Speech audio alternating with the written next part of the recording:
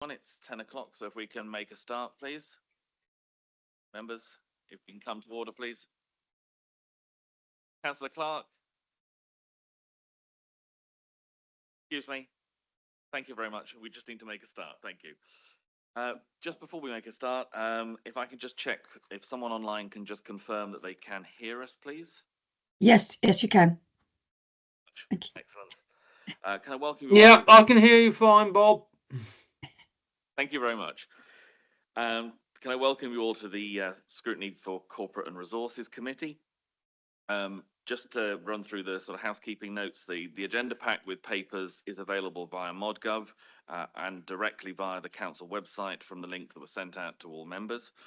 Can I just remind you that when I invite someone to speak, could you clearly state who you are for the benefit of anyone who is listening to the meeting so that they can identify who is speaking, and also ensure that you use the microphones if you're in the room. Just a reminder to everyone that this meeting is being audio recorded. If I could ask that members who are in the room, if you can make sure if you've got mobile phones, if you've got those turned to silent or turned off, that would be most appreciated. And also those online, if you can make sure you keep your cameras and microphones turned off until and unless you're asked to speak. As agendas are now viewed electronically, could I request that members and officers refer to the page numbers of the published agenda pack to assist those present in finding the appropriate information? I've not been advised that there's a planned fire drill today, so if the alarm goes off, then it is real. Please follow the Democratic Services team and they'll show you where to congregate safely. So if we move on to item 1 on our agenda, please, and that's apologies for absence. Mr. Jackson. Thank you, Chair. Good morning, committee. We have received apologies from Councillor Ham, for whom Councillor Clark is substituting. We've received apologies from Councillor Trimnell, for whom Councillor Osborne will be substituting, although she's not with us quite yet.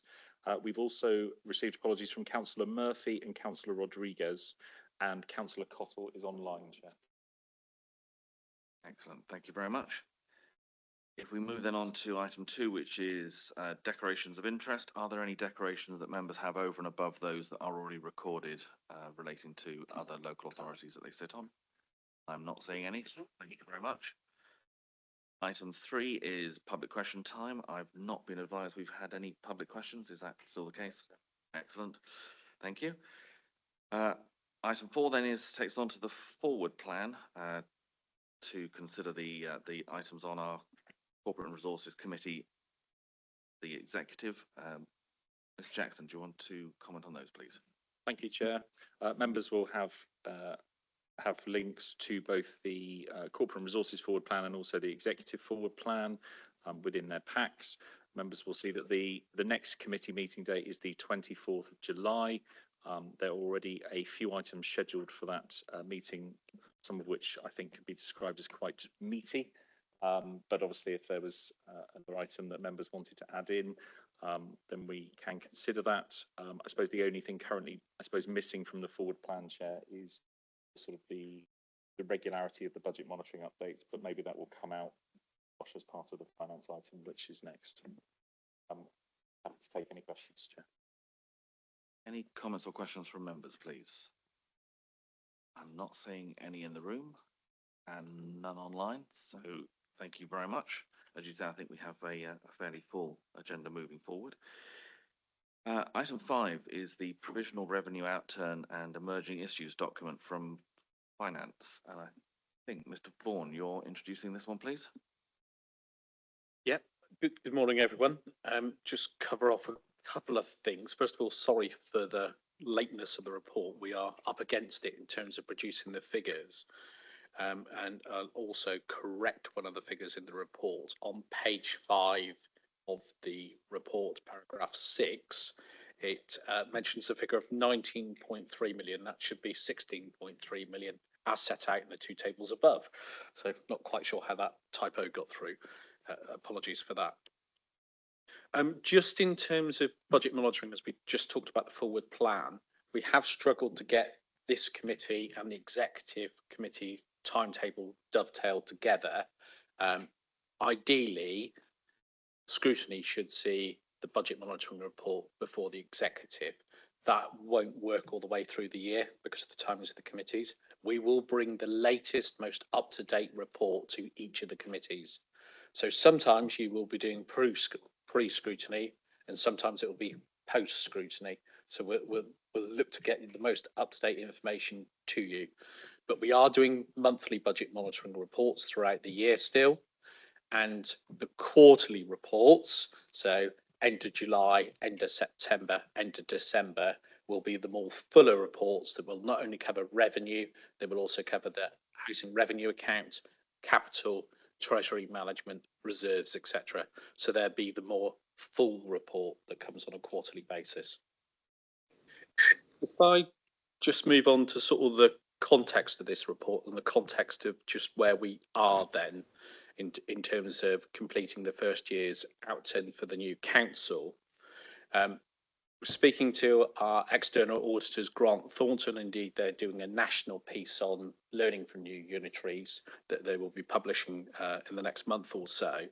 They've identified that every new unitary struggles to close down its first year books. Councillor Murphy, you might not be aware that your camera is on. You might want to turn it off.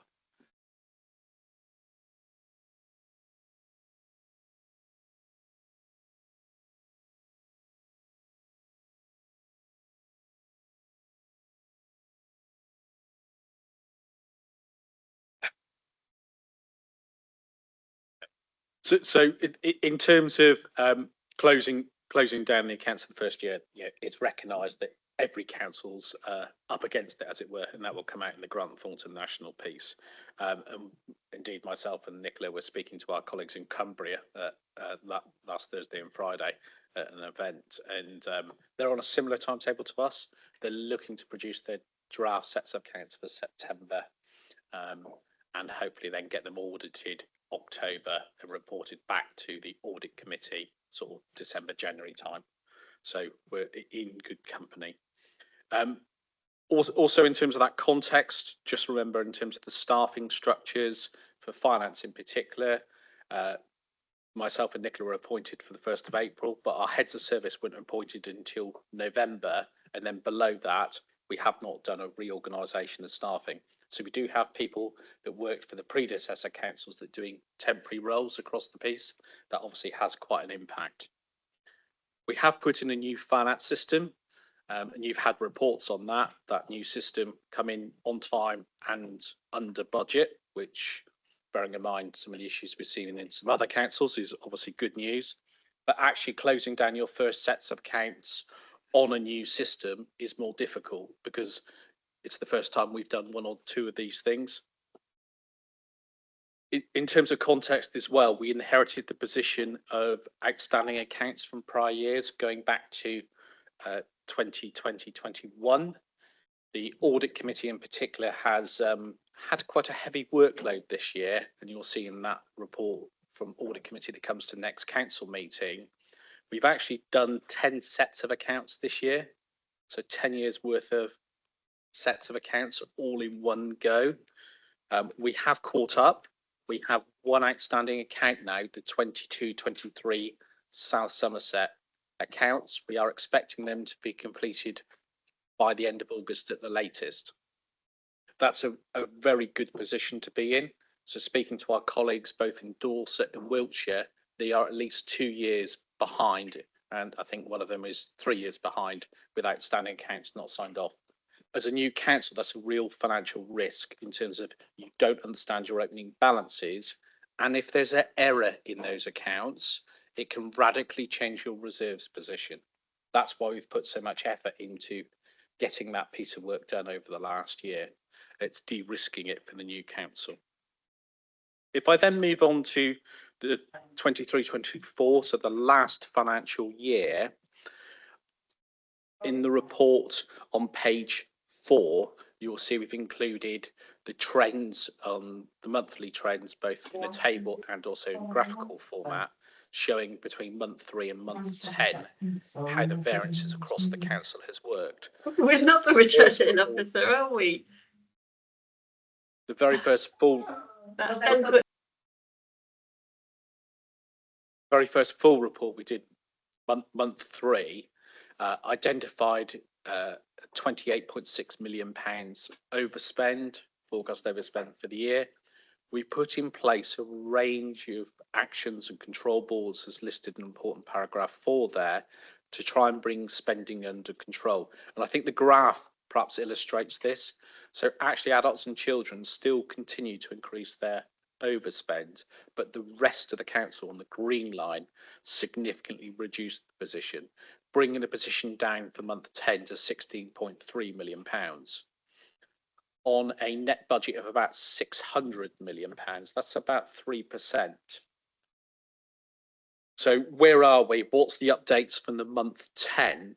We are not there in terms of having the final outturn yet. So on page 6, table 2, we've set out for each of the services where we are. If I just talk through the process of how we finalise the accounts.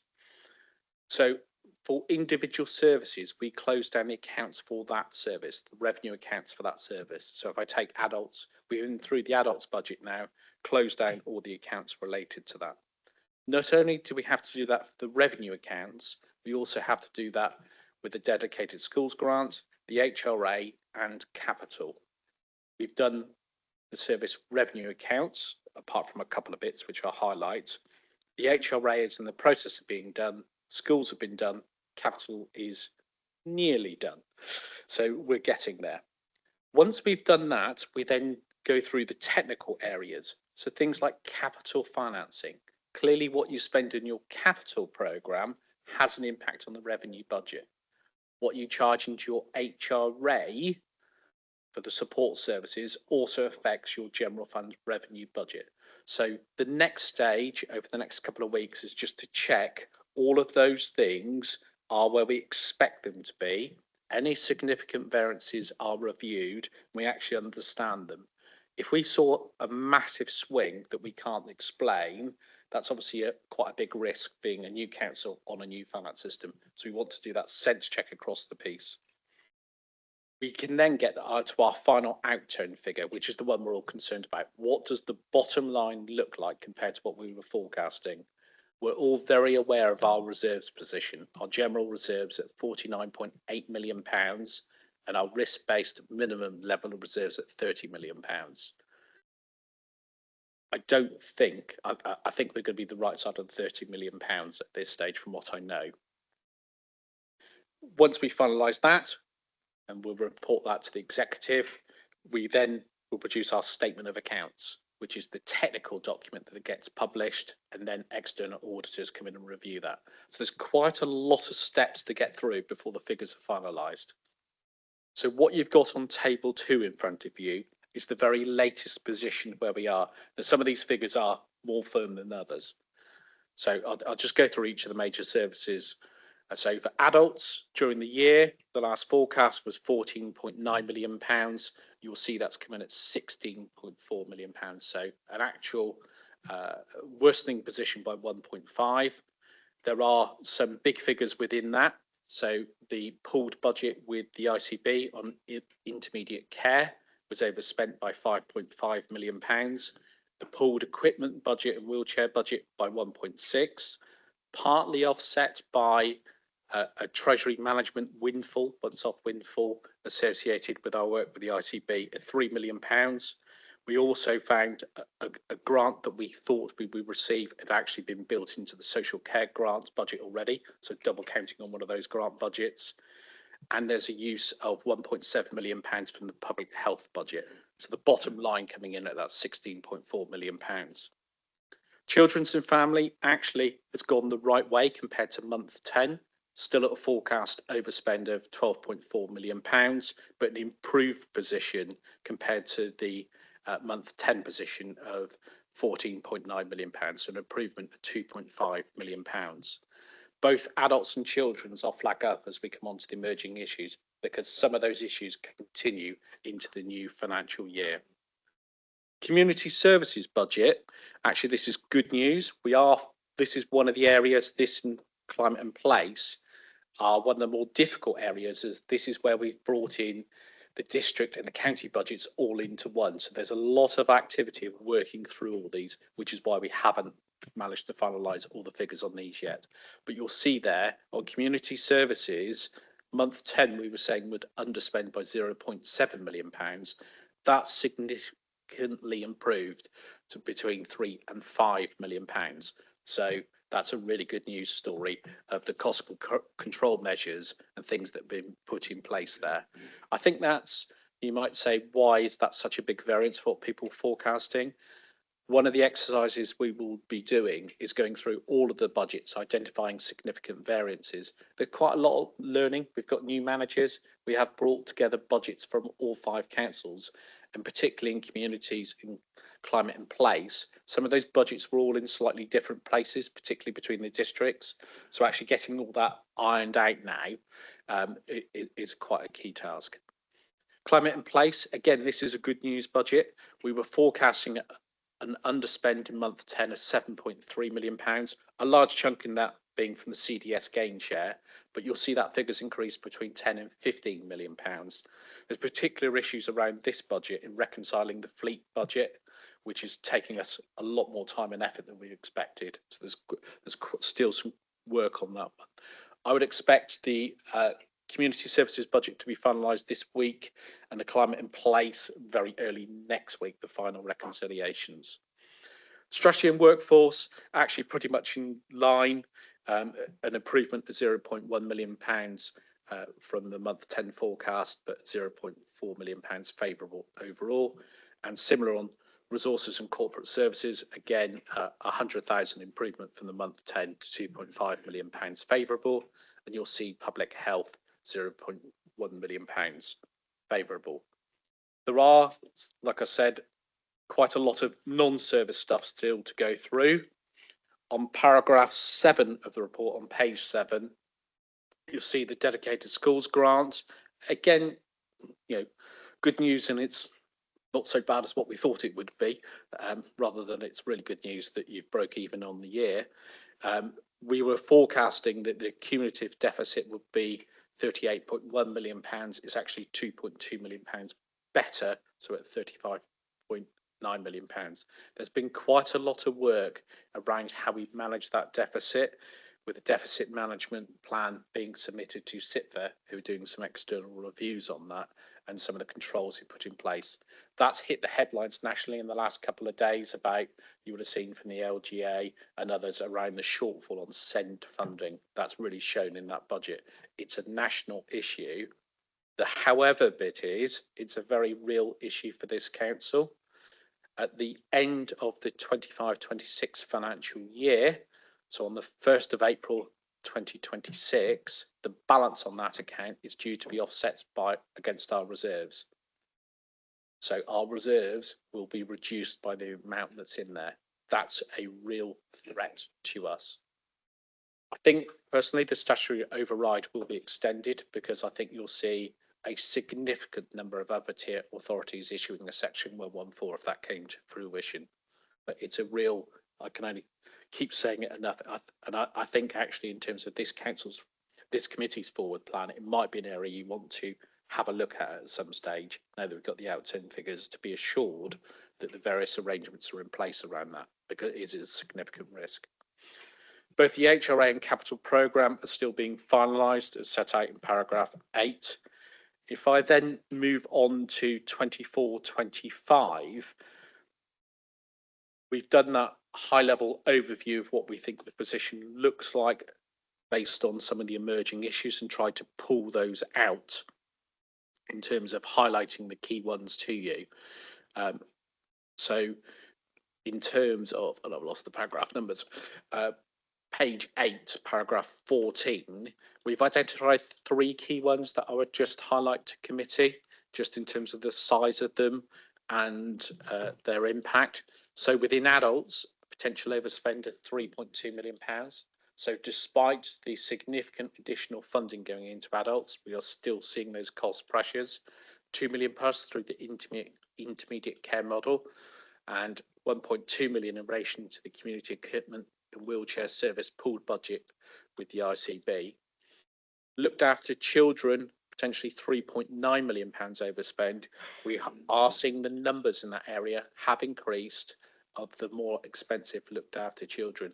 It's above what we've budgeted for by quite a margin. So that's an area of risk. And also then on waste, the curbside collection and the contract associated with this in their report going to the executive on the 15th of July concerning that.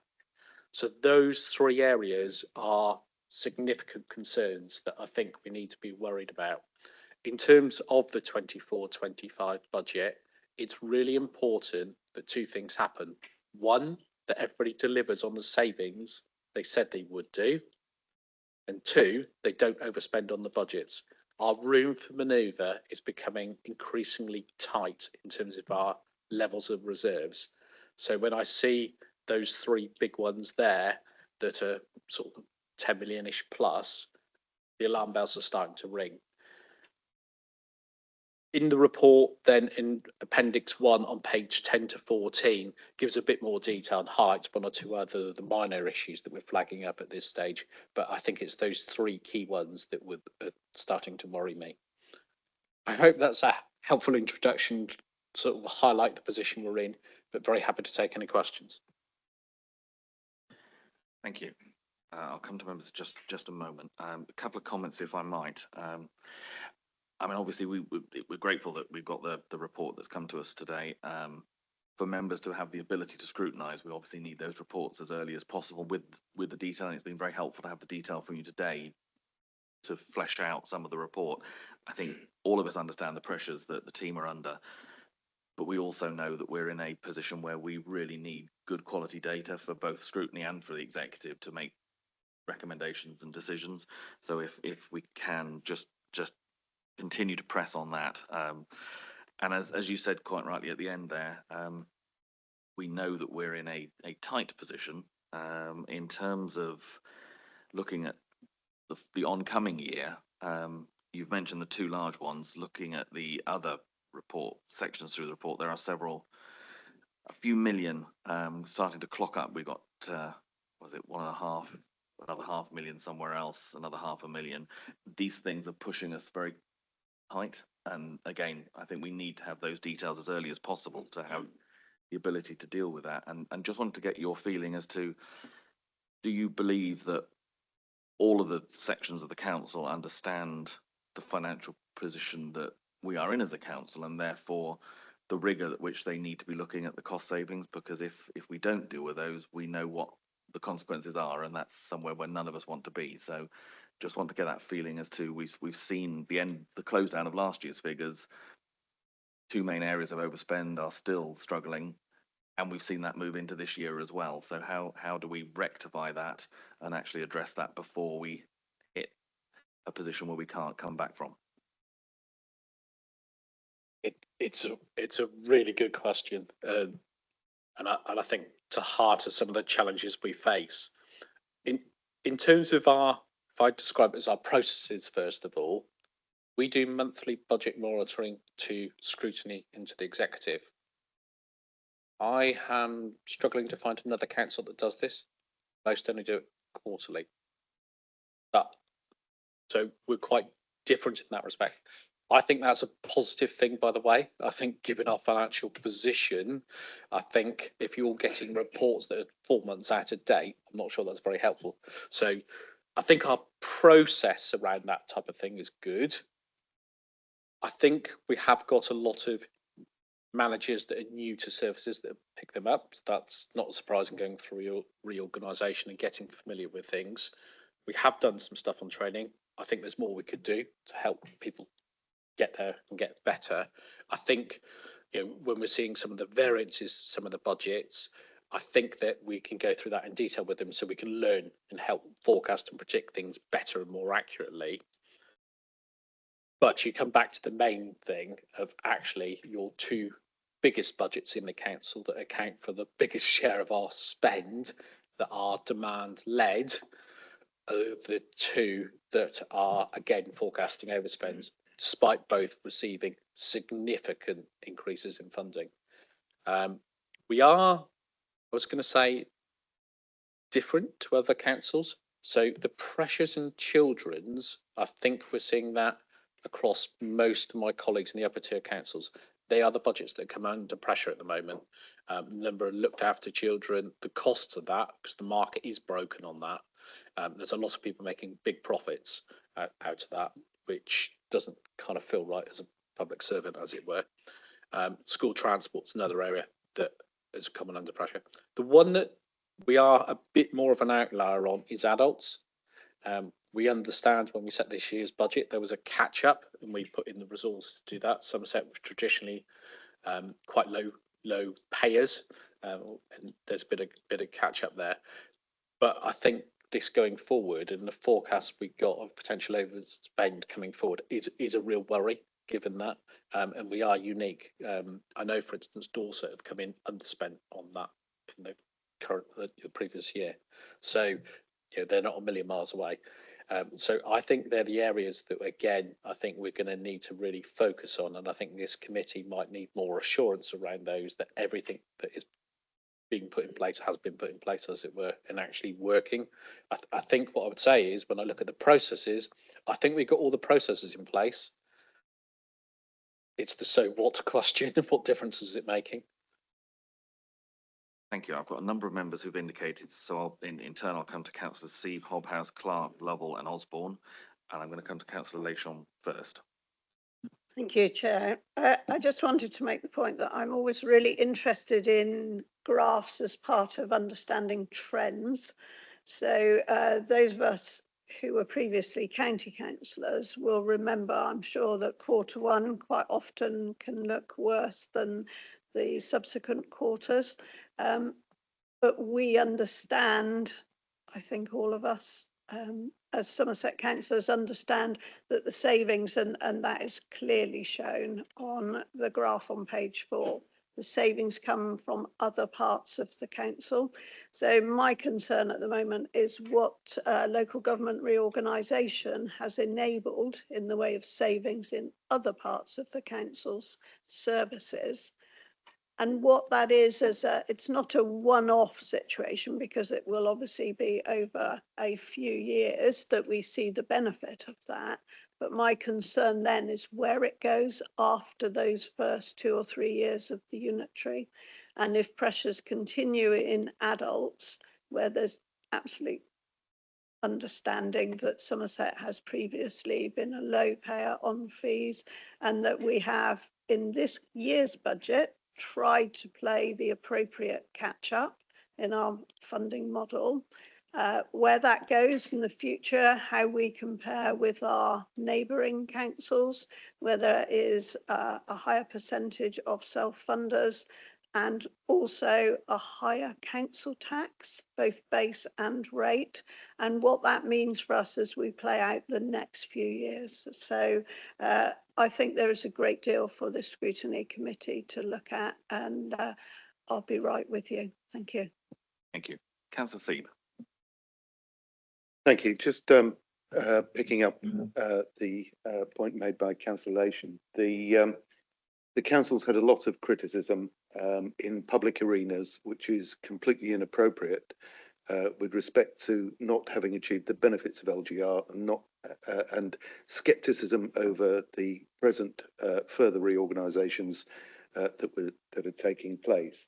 And the message that's coming through from last year and the present numbers is very clearly that there are areas where we do not directly control the expenditure, which are not just demand driven, they're driven by market pressures and they're mandatory. So we have no discretion to control them. Yet there is practice going on to improve there. But within the areas where we do have discretion, massive steps forwards have been taken. And I really do think that particularly the revenue monitoring report should really be singing that rather better than it does. And I think we need to have a little bit of a think about what we include in future reports to try and make that point, not least of which because we need to be able to separate being more efficient at delivery from a statutory service where the quality is the quantity and quality are fixed and the market is fixed, from the actions of the council. We need to be clear where the council's acting and how much benefit it's had. I also think, and Mr. Vaughan in his presentation alluded to this, that the another message which doesn't come through very clearly in simple pictures is the scale issue. 30 million of tens of millions is different from 30 millions of 10 million. It's a completely different proportion, and I do like the idea of including more graphical information to do that.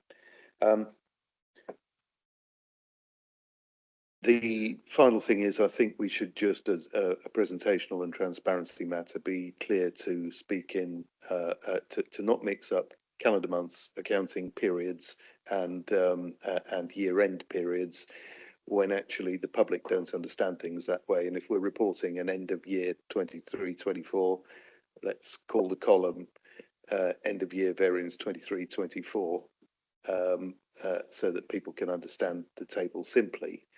And instead of month 10, put, in October 23 or whatever the relevant figure is. I think we need to just work hard on making it clear to the people who derive, who go in and then criticise, which frankly is friction officers don't need to be dealing with. If we actually make it transparent, that criticism doesn't arise. So anyway, that's my presentational point. I notice, and I think I know the answer, but I'm raising this again for transparency. I noticed that there's nothing in the revenue report on revenue costs of the current work to produce a smaller, more efficient council. So that would be both the LGR and the present efficiency drive. Could you please explain why that's not in the report for the transparency? I'm looking at my colleagues on the other side of the table because I think their next report next on the agenda covers some of those points. I don't know, but I'll hand over to Alan. Thanks, Jason, and thank you for the question through you, Chair. In terms of the costs of the programme, we set that out as part of the original business case in terms of the current costs. So the main costs that we've been identified in part of the capitalisation direction were associated with the change in staffing levels and the costs associated with that. We will need to, as part of that transformation programme and as it evolves, is be really clear about how do we then invest in transformation that's required, be it to mitigate the impact associated with reducing the number of staff. So, for example, if you take a service from one staffing level to the next, is there a way in which you can mitigate that through the use of technology, for example? We don't know that yet, and we've been really clear that ideally you would want to be able to know that, but at this stage we don't. So once we have that information, that will then become a resource requirement as part of the programme. What we've been really clear on in the development of the programme, though, is be absolutely transparent about the level of payback. So if an investment is required to achieve an end, that it has a very quick turnaround associated with that. And you'll know from the workforce programme, that turnaround was around 1.6 years in dealing with that. And we're still able to commit and can continue with that based upon the VR figures that we've seen. So it's not in the budget as it currently stands, but it will need to be once we understand the interventions that are required. Yes, Chairman, I was actually talking about the historic picture, not the budget going forward. So, there are certain revenue costs which end up capitalised at the end of a project when you're successful. But the historic costs in the 23-24, for example, would have eventually been capitalised. But I'm answering my own question. But can you just confirm that position, please? Yeah, so when we get the final outcome figures with everything, we will make that absolutely clear as part of that. So it'll be totally transparent as to the investment made and the savings delivered from that investment. And Chairman, my point out of that was we've had an instance recently where, fortunately, we've avoided it, but you are actually carrying a liability on the revenue until you've capitalised. And I just want to be sure that we don't accidentally double spend some revenue budget, which might be needed to cover the risk, if you see what I mean. You know, sometimes a project doesn't come off or isn't approved, or the project's abandoned, and then what you were going to capitalise becomes a revenue expenditure, and we need to be wary of that.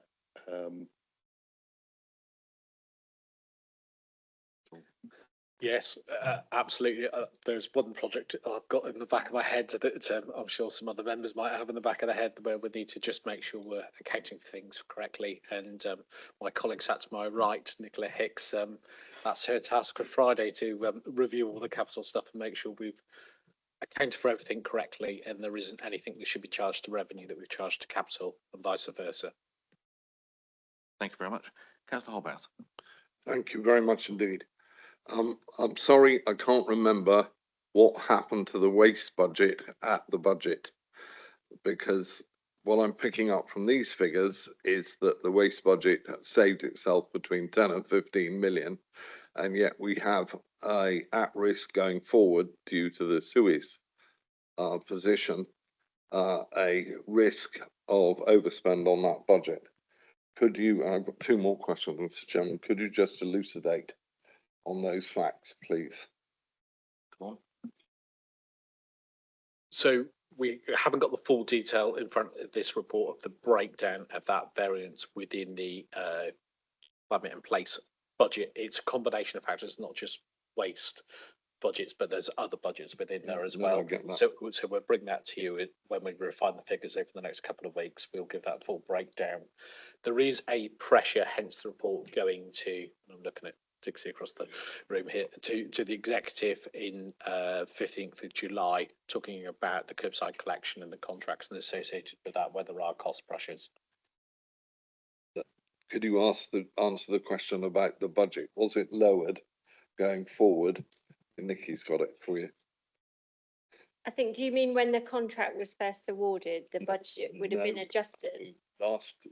In this coming budget, did you lower the amount of money going into waste? So therefore, if you had a 10 to 15 million underspend on that budget last year, are you carrying forward that underspend? No, so a large chunk, I think it's £6 odd million in that forecast variance to do with the CDS gate share. No, I get that's a once off. Yes. Within the waste budget, I think there are some underspends that we are forecasting in 23-24. There were some efficiency savings built into 24-25 as well as growth, but we haven't systematically taking a big saving out of budget. So if there was something that's recurring and going through, part of our financial strategy, this doesn't apply just to the waste budget, but for everything else, part of our financial strategy that members signed off in April is to review all of our budget's outturns for 23-24 and identify if there are any base budget savings that we can take out as part of the savings going forward. So we've got that process in place to do that. Okay. So what you're saying to me on this particular one, sorry, I'm not talking to the thing, is that there is money in the waste budget to take some of the pressure off the pressure, or not true?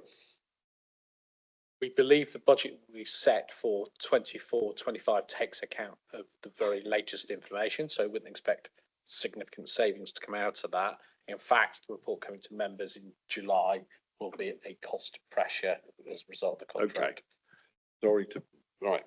The dedicated schools grant is, I guess, buried in the children, families and education budget. No, it's reported separately. It's got to be kept separately. It's a bit like the HRA. It's a separate thing we have to account for. That overspend last year was more than the children, families and education services. Yes. Yeah. For me, that's one of the big risks, because at the moment, when we do our accounts, when you look at the statement of accounts, that massive accumulated deficit sits on the balance sheet, but in a special place that we pretend and everybody can ignore, because the government's done a statutory override. That ends at the 31st of March, and it suddenly comes back onto our balance sheet and will wipe out our reserves if we're not careful. So you're absolutely right to highlight it. It is a separate thing But at the moment, it's hidden in the balance sheet and everybody's told to ignore it. But when that statutory override ends, will hit us. Okay. Could you now explain exactly what dedicated schools grant is? Is it paying for Chiltern Cantaloupe and Temple Combe? Or is it more fundamental than that? Chiltern Cantaloupe and Temple Combe are special schools for SEND children. Yeah, so it's not the individual school's budget as such. They make up part of the. So there's 5 blocks within the whole thing. The thing that's overspending is the high needs block to do with the costs around EHCPs and what the council has to pay on those.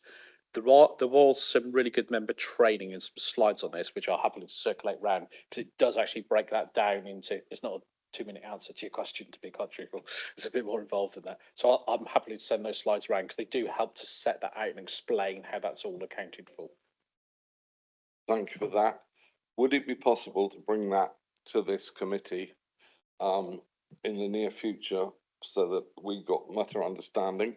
Because my understanding of Temple Combe and Chiltern Cantaloupe is that they are both owned by London capital investment companies, and that the cost of a child can be anything up to £100,000 a year. I just comment, I think in terms of the dedicated school grant, I mean, as Mr. Vaughan suggested, I think that's something that we should be putting on our forward plan. And I would certainly suggest, if the committee are happy, that we do add that to our forward plan, because it is a detailed issue that we need to be able to get into, and we're not going to be able to get into the weeds of it today, but it's something that we definitely need to get a better understanding of and the impact it's having on our budget going forward.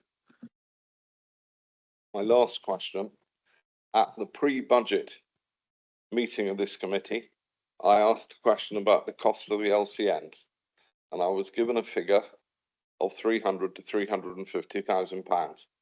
My understanding is that the figure should be between £666,000 and £1 million. Can you please confirm what the LCNs are going to cost going forward this year? Mr. Jones? I'll do my best, Chair. I can't give you a precise answer, but it is more in the region of around £350,000 to £400,000 based upon direct staffing costs associated with the management and attendance at those meetings. So where does the figures that I'm being told now come from of between 600 and 60,000? I mean, you're about to recruit, well, you've recruited a manager and 9 members of staff. And as far as my addition is, that's more than £400,000.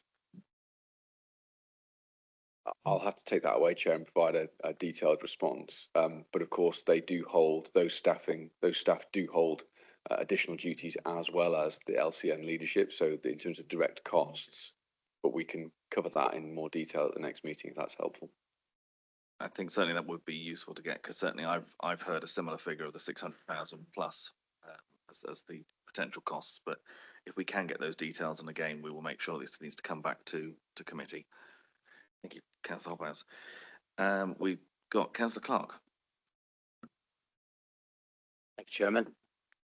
2 questions. I didn't intend to ask 2, but seeing as the issue of the LCN money has just been raised, my understanding was, as Councillor Hobhouse thinks, it was £300,000 for year 1 and £600,000 for year 2.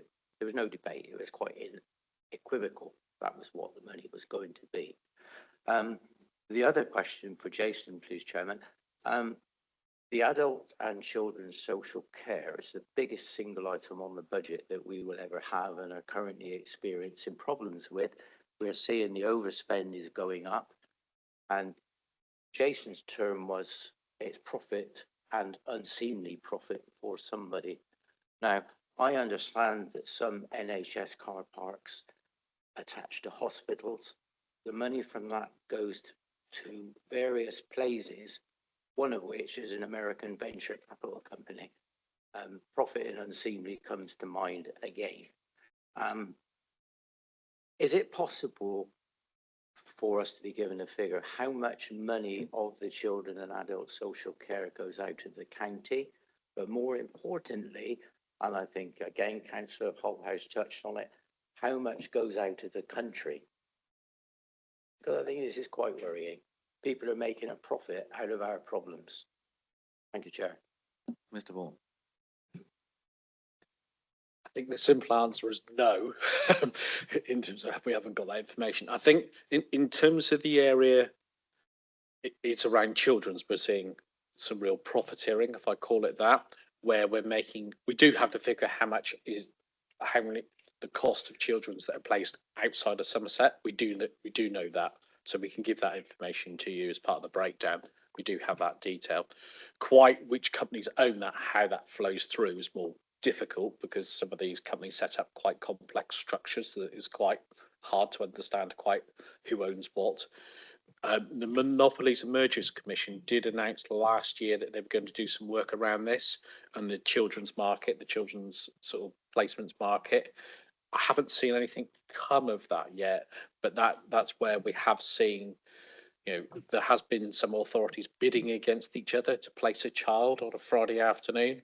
And some of those costs, because there's very limited supply, at the high end, you are talking sort of £30,000 a week plus, and you've got authorities outbidding each other. So it gives you the scale at the really tough end of those type of costs.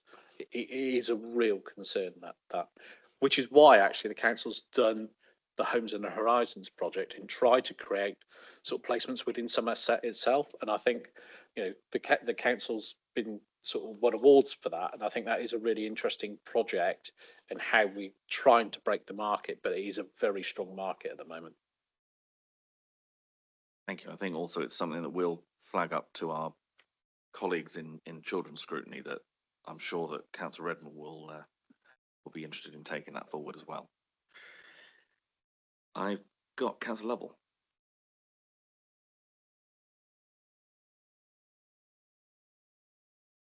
Very neat follow-on, Chair.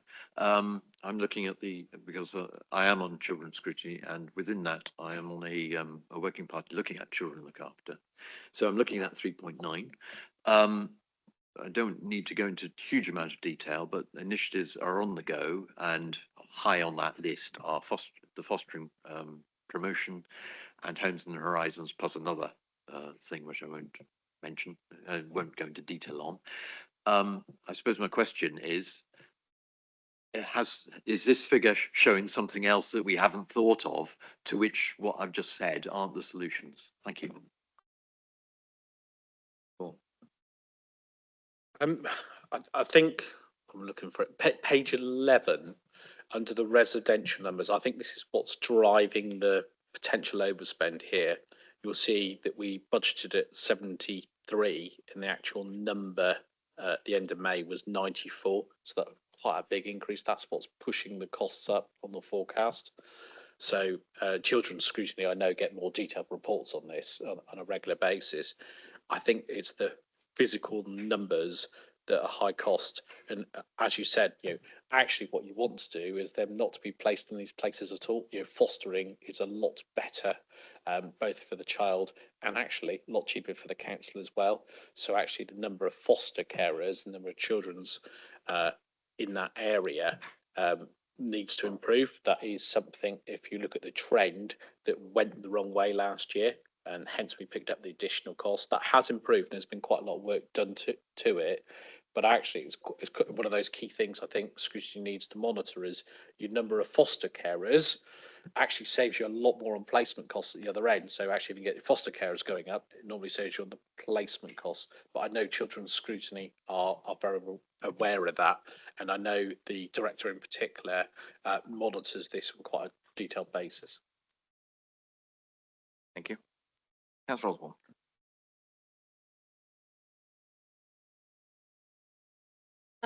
Thank you, Chairman. I'm going to ask a couple of questions on adult social care, as I think you would expect me to. There's a 3.3 million, 3.9 overspend for now. One of the major sources of savings was going to be the savings from adult social care through the Newton work, which I think was going to be something like 14 million over 2 years. Does this overspend actually risk putting the Newton the Newton savings at risk. So are we going to have to look at that again? And how will that impact on the Newton contract, bearing in mind it was payment by results? That's my first question. Do you want me to do them one at a time?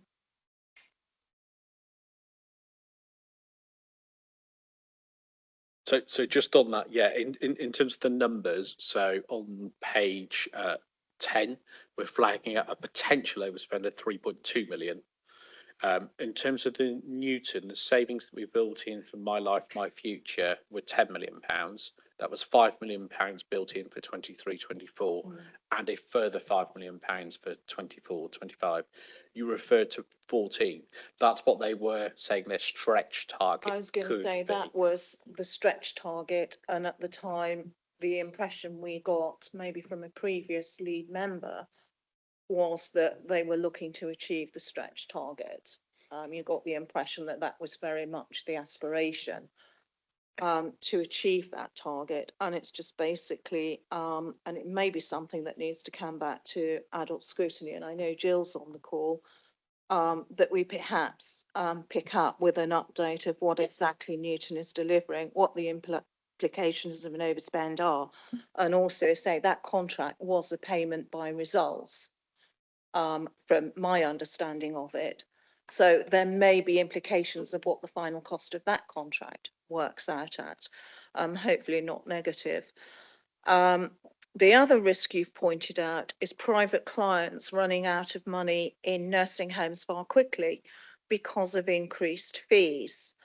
And when you sort of run out or you hit the minimum, people are then coming to adult social care and we're having to find the cost of the fees. If this is an increasing problem, shouldn't it be added to the adult social care risk register? Because again, it's unpredictable and it's clearly going to have an impact on the budget. And if we're 3.9 2 months in, and costs start to rise again, it could give us a spot of bother. So whether it's on a risk register and possibly whether it should. Councillor Wakefield, you indicated, do you want to come in before Mr Vaughan or do you want to let him go first? Okay. If you... Okay. The first thing you were asking about was Newton, and there is a report coming to the Adults Scrutiny Committee next month about how they're getting on, so there'll be a chance to cross-examine them at that point. I think that'll be quite an interesting report, actually, and we'll talk about how we weren't able to achieve savings last year because they didn't really start work until July, August. And, you know, you need a run in to get these sort of savings. And you'll be able to ask them about the stretch charge. I don't know the answer to that, but they certainly are making a lot of savings, as I understand. So it would be interesting to see. On the situation with adults having to rely on the state to pay for them, I think you have to look at this. I think it's important to look at it in the longer term. There are demographic changes happening, not only is Somerset a retirement area, with elderly people living longer with more complex needs. And in fact, Mel Locke, our lead officer, always says that she's not worried about the 70s to 80s. It's the 80s and older who need a lot of care, with a lot of detailed packages. We've also got working age people not able to work at the moment, and that's a problem for the future because they won't be able to save money for their own retirement and their own problems. So that's another problem that's coming along. So I think we can only hope that there will be a national change in funding for adult social care to relieve the problems that we've got. But in this particular county, we do have a lot of people whose money runs out, 50% is my understanding, as opposed to Dorset, where it's only 30%, who rely on the state. And what happens is we can't pay the fees, or we don't offer the fees that people may be paying privately. And what we want people to do really is not to go into care until they really have to.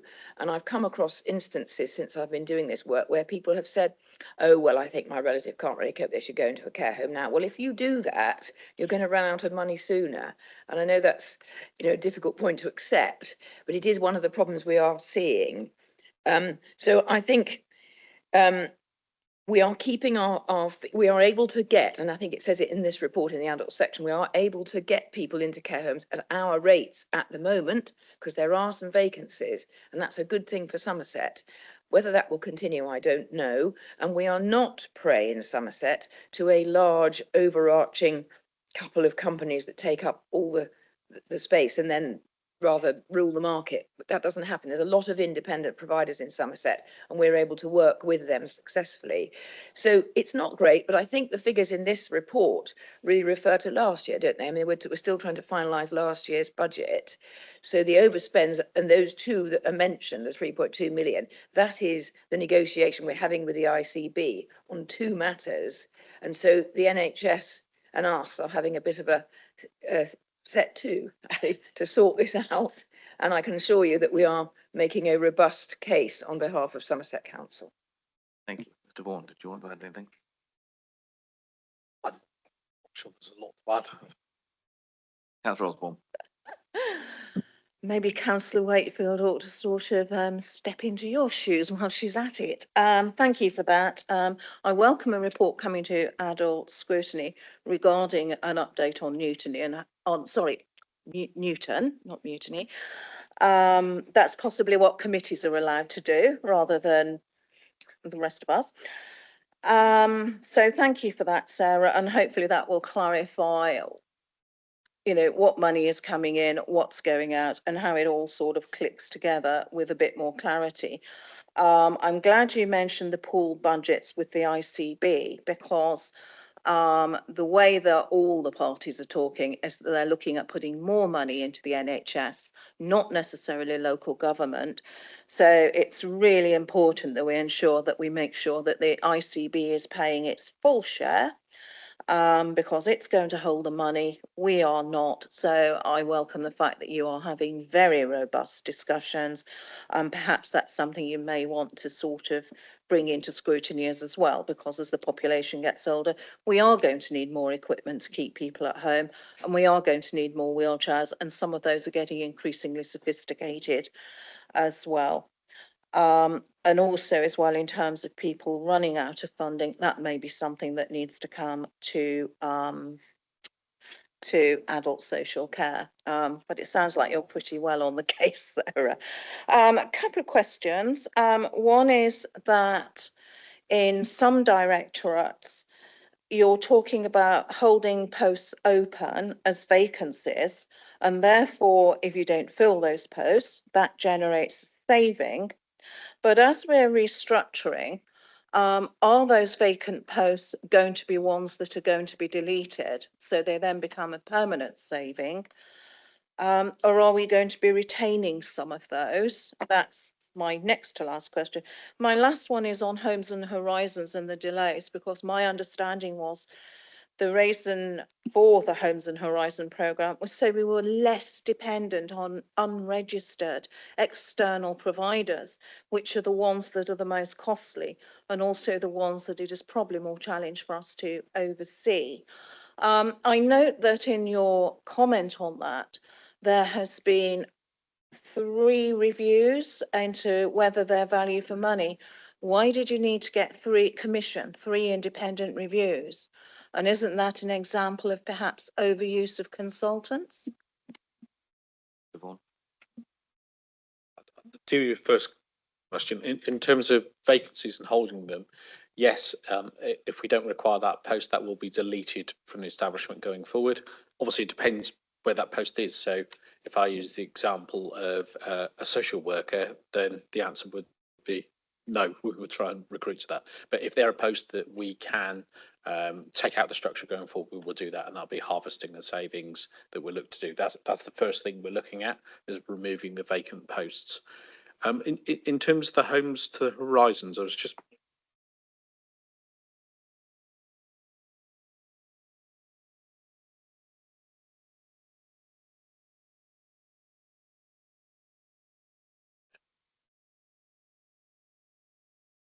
We've lost sound online. Councillor Osborne, Councillor Osborne, hold on, your mic's gone off. Oh, sorry, I think I took it off for something else. the paragraph is halfway down, page 11, delays in homes and horizons, 6, 7 and 8, plus delays in completion of the house pods and annexes. This is due to a number of factors, including 3 externally commissioned evaluation on the project's value for money over the last 12 months, during which time implementation was halted. I don't need to do the rest of it, but I'm just curious to know why it's needed 3 external commissioned evaluations, because that seems somewhat excessive. And again, it is perhaps excessive use of consultants. And what actually was the outcome of those reports? Councillor Leishon. I think that's a question either for the Director of Children's Services or for the lead member. I think there's a clue in the word externally. It may not be something that we've asked for, and it may be, and this is just speculation, it may be other people interested in that work and wanting to look at its effectiveness. But we'll get a straight answer for you on that. Yes, I think if you would, because I think use of consultants comes up in the productivity plan, which is on the agenda as well. Thank you. I can add, because I commissioned one of those I know about, and that was around actually how many homes do we have? Is it 6 or should it be 60? Or 600? Well, actually, we didn't know. So from a financial point of view, there was a finance project undertaken by Peter Robinson to actually go, what's the right number in terms of, if you have too many homes, you are actually increasing your cost, because children that would have been cheaper, you know, put an expensive home to Horizons Place. If you get it right, you're taking them from those expensive unregulated placements into homes to Horizon Place, which actually saves you money. So what's the right number? So that was one of the reviews that was done after Home 6 to just say, should we stop at 6 or do we go on to 8, etc. So that was one of them. I can give you details. It was around a value for money one of saying what's the right number. The other ones I don't know. Okay, and again, it may be something that adult scrutiny wants to have a look at rather than perhaps here. It's children's. Yeah, children's scrutiny. Children's scrutiny, but yes. Yeah, absolutely. No problem. Okay, Councillor Chilcott, you're online. Thank you, Chair. Good morning, committee. A few questions, if I may, and thanks for the paper. It's good to sort of get those sort of emerging trends. It's helpful to see them, but I've got a few questions, if I may. So at the moment, we've got a spread there for the outturn. We've got some that aren't quite pinned down. So we got an idea of the predicted spread of overspend. So it's going to be from this to that. So that's the first question. And if I follow that up, then what is the impact? What is the spread of usable reserve you are going to need to use? And following on with this bit of questioning, I've got some more after, is I think our usable reserves were at 32.3 million. You might have to correct me on that, in the region of, which only left us 2 to 3 million, we'll say, that was there and usable. I'll stop there, and if you can answer those first couple, that would be helpful. Thank you, Mr. Vaughan. Yeah, so in terms of the outturn, I'm not going to be pinned down on a number because there's still quite a few things to go through, so such as capital and the HRA that could impact on the revenue side of things. So over the next sort of 2 weeks, we'll have a better idea what those numbers are. But you'll see from the table there, Mandy, the figures are better for the services than what we were projecting at the end of month 10. So that picture has moved in the right direction. At this stage, I don't know anything sat in the other things that have moved in the wrong direction, but I'm not going to pin myself down just in case we discover something when we close the accounts finally down for all of those things. In terms of the reserves, yeah, so general reserves are at £49.8 million, but when you took into account the forecast overspend for the year of 16.3 in the month 10, that brought that down significantly, just above the risk-based minimum level of £30 million. I think we will be above that, but again, I can't I can't finalise the figure at this point in time, but we should do in the next couple of weeks. That is, for me, one of the key things, in terms of what is our level of general reserves going forward. Clearly, they're going to be less than when we started the financial year at 49.8. They are coming down. There is an overspend for the year. We haven't quite quantified the size of it. That does mean the ongoing picture is really important, that we continue to deliver on the budget. We can't afford there to be a significant overspend in 24-25 because you will not have the reserves to cover it. So you're absolutely right to flag that up as a real area of concern. Over the next few weeks, we have to put some numbers there and actually share with members what that whole picture looks like. Thank you. I wasn't looking for a specific, it was a range, and that would then impact on your usable reserves. So following on from that, we are seeing, I think the report's very clear on that, we're already seeing an overspend. I think in some of the reporting, it'd be really happy. Councillation talked about patterns in the year, which I'm sort of fully aware of, but I think if we can have the last couple of years graphs perhaps on adult spend, you can see that repeated pattern.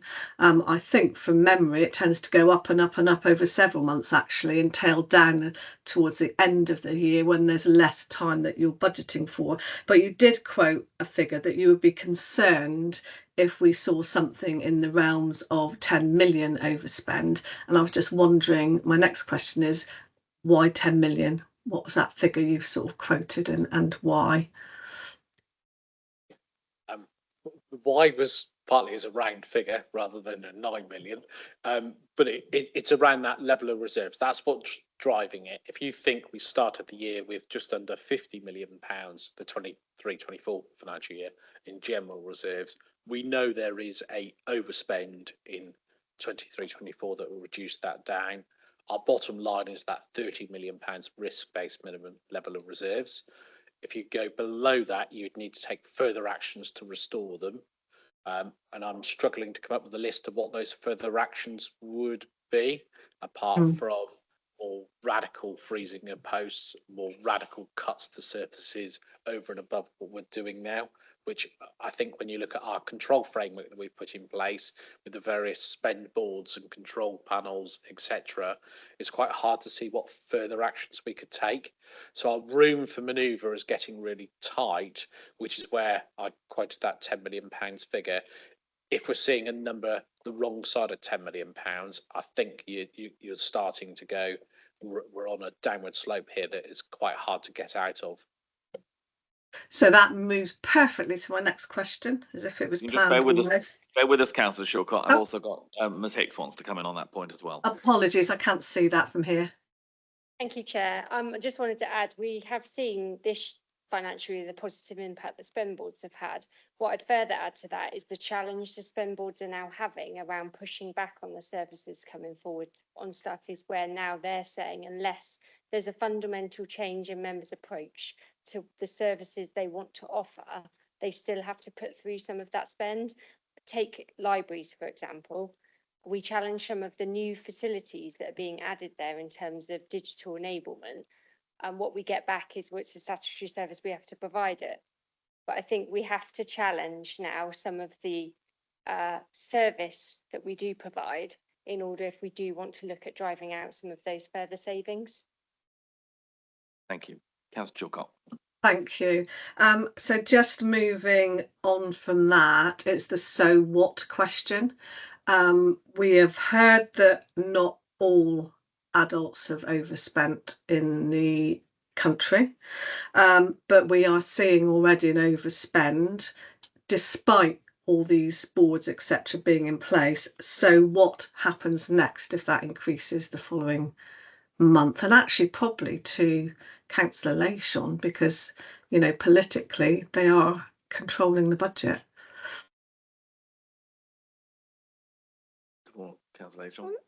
Politically, we control the budget and the political direction of this council. We don't control people's lives in this country. And I completely accept how difficult it is to balance of budget at the moment, and I just point out one particular case. In the same week, I've had a letter from a resident in Somerset questioning every single spend on children's and particularly on send and transport. And in the same week, I've had a really moving email from a parent who believes her children are not being correctly provided for their send needs, and that she believes that this council should be paying for her children to go to one of the independent schools in Somerset, and that would probably be one of those schools where the annual cost on fees is extremely high. And we sit between those two positions, and I think that applies to children's, it applies to adults as well. And one of my main concerns at the minute is that the LGR savings, whilst they're incredibly useful and helpful to us at this time, they are in themselves a one-off. We can't go anywhere else on LGR except where we are and where we're going. So I think our challenges, both politically and practically, for all councils, and I take your point that some are in a different position. We hear from Wiltshire that is not in a difficult position on adults, but is in a more difficult position than us on previous accounts being signed off. And we hear from, I've heard from the leader of a council in the north of England where they are already borrowing to pay what is covered by the statutory override on the high needs block of the DSG. And so I think councils do have different challenges. Some have higher council tax than Somerset. If you live on the Somerset side of the Somerset-Dorset border, not in one of the big towns, in one of the villages where it's easier to compare figures because the town and parish council tax is easier to compare. So if you live on the Somerset side, you'll pay £272 less this year than if you live on the Dorset side of the border. And if you're in Dorset, the self-funders are 70% of the people who are in care homes in that county, whereas in Somerset it's 50%. So you're looking at a position where one council is not comparable with the next council, the adjacent council, in terms of council tax income, and is not comparable on the number of people who are self-funders. And yet that is, of course, a porous boundary when it comes to placing people in care homes. So I totally accept how difficult this is. Thank you. Thank you. So the so what, I'm not sure what the answer was to that. We will wait and see what the next few months bring. And the last question actually probably is to Councillor Wakefield, and we've already heard some questioning on the Newton. So for me, the question to you is, are you happy with the progress with the Newton work? And are you happy with the level of savings today as the portfolio holder? Thank you, Chair. That's the way forward, yeah. Well, I think, as I say, there is a very good report coming to adult scrutiny. I also have set up a session for members about Newton, which we cancelled. It was going to be on Monday afternoon, cancelled at last minute because of the situation when with the election. We didn't think many people would actually come, and we'd rather like to have a larger group. So that will be rescheduled. There will be plenty of time to answer questions, but my understanding is that the team are very pleased with what's happening. They've got new ways of working and new ways of using the data. That's one of the big things that Newton are doing, is using the data, which is collected, but they're able to use it to show how to work better. And I think you'll find they will be able to show what progress is being made when that report is. The meeting is on the 11th of July, so the report come out about a meeting a week before. Thank you. That meeting will be important for councillors, and I did shuffle my week around to try and make that meeting, so I've had to reshuffle with a late cancellation, but thank you very much. Thank you. And very appropriately, Councillor Slocum, you're next. Thank you very much, Chairman, members. I'm certainly the elephant in the room today, and I fully appreciate why. Councillor Lasham sent me a task some time ago when I first became chairman to tell me what I could find. I would say I am disappointed that we were in more of a deficit, but I'm not surprised. We are not doing enough in Somerset. We are definitely not. And Newton Europe, we need answers from them. We're paying them an astronomical amount. I was disappointed that My Life, My Future was cancelled last Monday. A number of councillors came to me and said why. They were very upset. And I'm really surprised to hear there is going to be a good report from them, because I've been asking for this. So that'll be something good. Where we are making the mistakes, I believe, and I've done a little bit of assessment on my own, a little bit of analysis, is assessments from hospitals. That is where our money is being spent, I believe. Deciding where a patient goes. Patients are often sitting in assessment homes for them to decide where they go. What I'm saying is, this is what we have got to do as Scrutiny. And Chairman, we will be doing this. We are going to scrutinise the assessments, because some patients are sitting in an assessment home for 12 weeks. And what we are not doing, we are not offering the suggestion of home care first. We are suggesting going in a nursing residential home first. That is not right. I've done this analysis myself, and I have to tell you, I had to fight to get somebody to get home care. So that's where I think we can find massive... Slocum, if I can just butt in for a minute, all I would like to say that totally understand what you're saying, and it's very much the role that you need to play in your scrutiny committee. Is there particularly on the budget front that you want to raise within the report? Sorry. Thank you. Sorry. What I'm saying, so no, I'm sorry, because it's such a passionate thing, you could ramble on forever. What I'm saying is, where I believe there are some savings to be found in the budget, I think with a portfolio holder and the work, this is where we are going to find these savings, because they are there. They're well hidden, but they are definitely there. So what I'm saying to the portfolio holder and myself, if I can work with her to actually and ask her whether she will be prepared, because I think the assessments of our hospital care, we will find significant savings if we can actually delve into this. But I'm not an executive member. I'm just merely the chair of Scrutiny. But I believe there is a way forward here. And what I'm suggesting is, I want to overturn this budget. I want adult social care budget to be overturned. I really want it to be, it's never going to be down as level, because Somerset is obviously, we are a retirement area. But what I'm saying is there is a way forward, and I believe I need the help to do it. And my second point, Mr. Chairman, the second point, I had a resident ring me yesterday, a parent who has a 16-year-old boy who has been waiting since he was 2 years old to be statemented for autism. He cannot find a way through, He's 16 years old. And this parent has been trying for years. This is something I need somebody to help with this for me as well, please. It's sort of a question, Chairman, because it's a means to an end, Chairman. Okay? It is. I mean, there's an element of casework here, so I can't deal with that in committee. I've got Councillor Wakefield wants to respond to your point that you raised for her, and I've got Councillor Seeb after that. Thank you. Can I just raise a point of order? I think we're wandering substantially from the agenda item. Just say, just quickly, the whole thrust of adult social care in Somerset is to keep people in their own homes. We do have an argument with the NHS about this. They are very risk averse. They want people to go from hospital to care homes or to community hospitals. We don't think that's the best way for them. I have to say that, that's our view. So we do try to get people out, but sometimes the NHS are not happy with the package we're offering.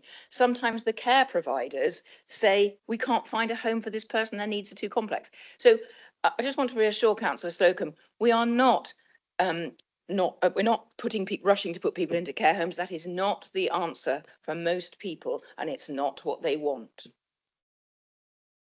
Mr. Chair, just hold 1 minute. Councillor Lasham, did you want to come in on that? I just wanted to make the point that the EHCP has replaced what used to be called a statement, and I'm absolutely sure that Councillor Heather Shearer will pay attention to any email you want to send her on the subject. I've just sent her another one on a similar vein. Thank you. Mr. Chairman, thank you, Mr. Chairman. You're a wonderful chairman. I just wanted to say the point I was trying to raise with our portfolio holder is it's where we've got to scrutinise deep dive with her is the assessment. That's where your money is going down the drain. And I think Our money, our Slocum, money.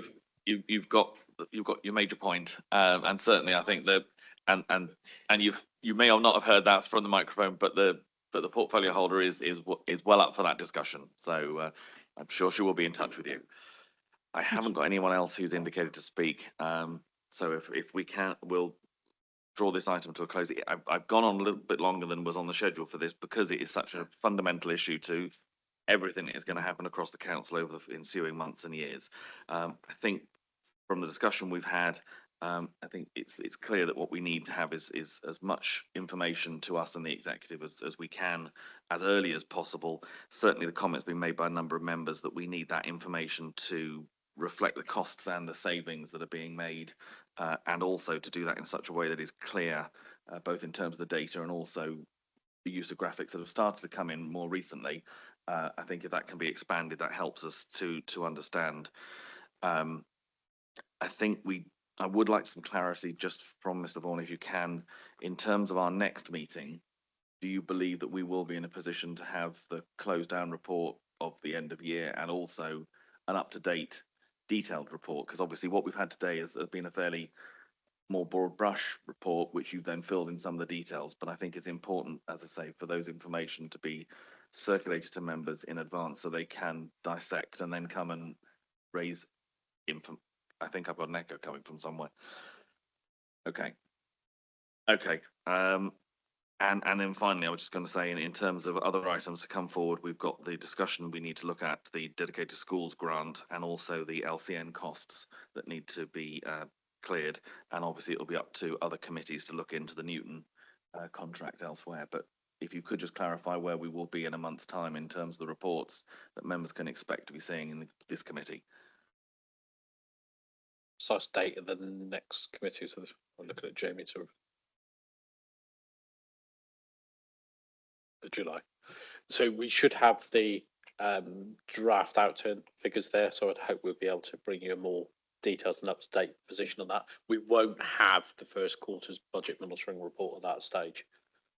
So you'll have the 23-24 figures with more detail in there, but not the 24-25. But you will then have that monthly going forward after that each year committees. If we're not going to get the full report, I think it would be very useful for members to have some of that information coming forward, because we're then going to be a quarter into the year, and I think all of us know that we need to be on top of those figures, because if we don't know what's happening, we can't address what's happening. So I do understand the pressure that the team are under, but I think it is critical that we have that information available. So if you just to make that real then, so the end of June is when we start our work with the budget holders. That's the end of the first quarter. That takes us about 2 weeks to have those meetings, go through all the figures, but the publication date for this committee, we'd have had to publish the report that we haven't yet produced. So it's around the timings of this committee's the problem.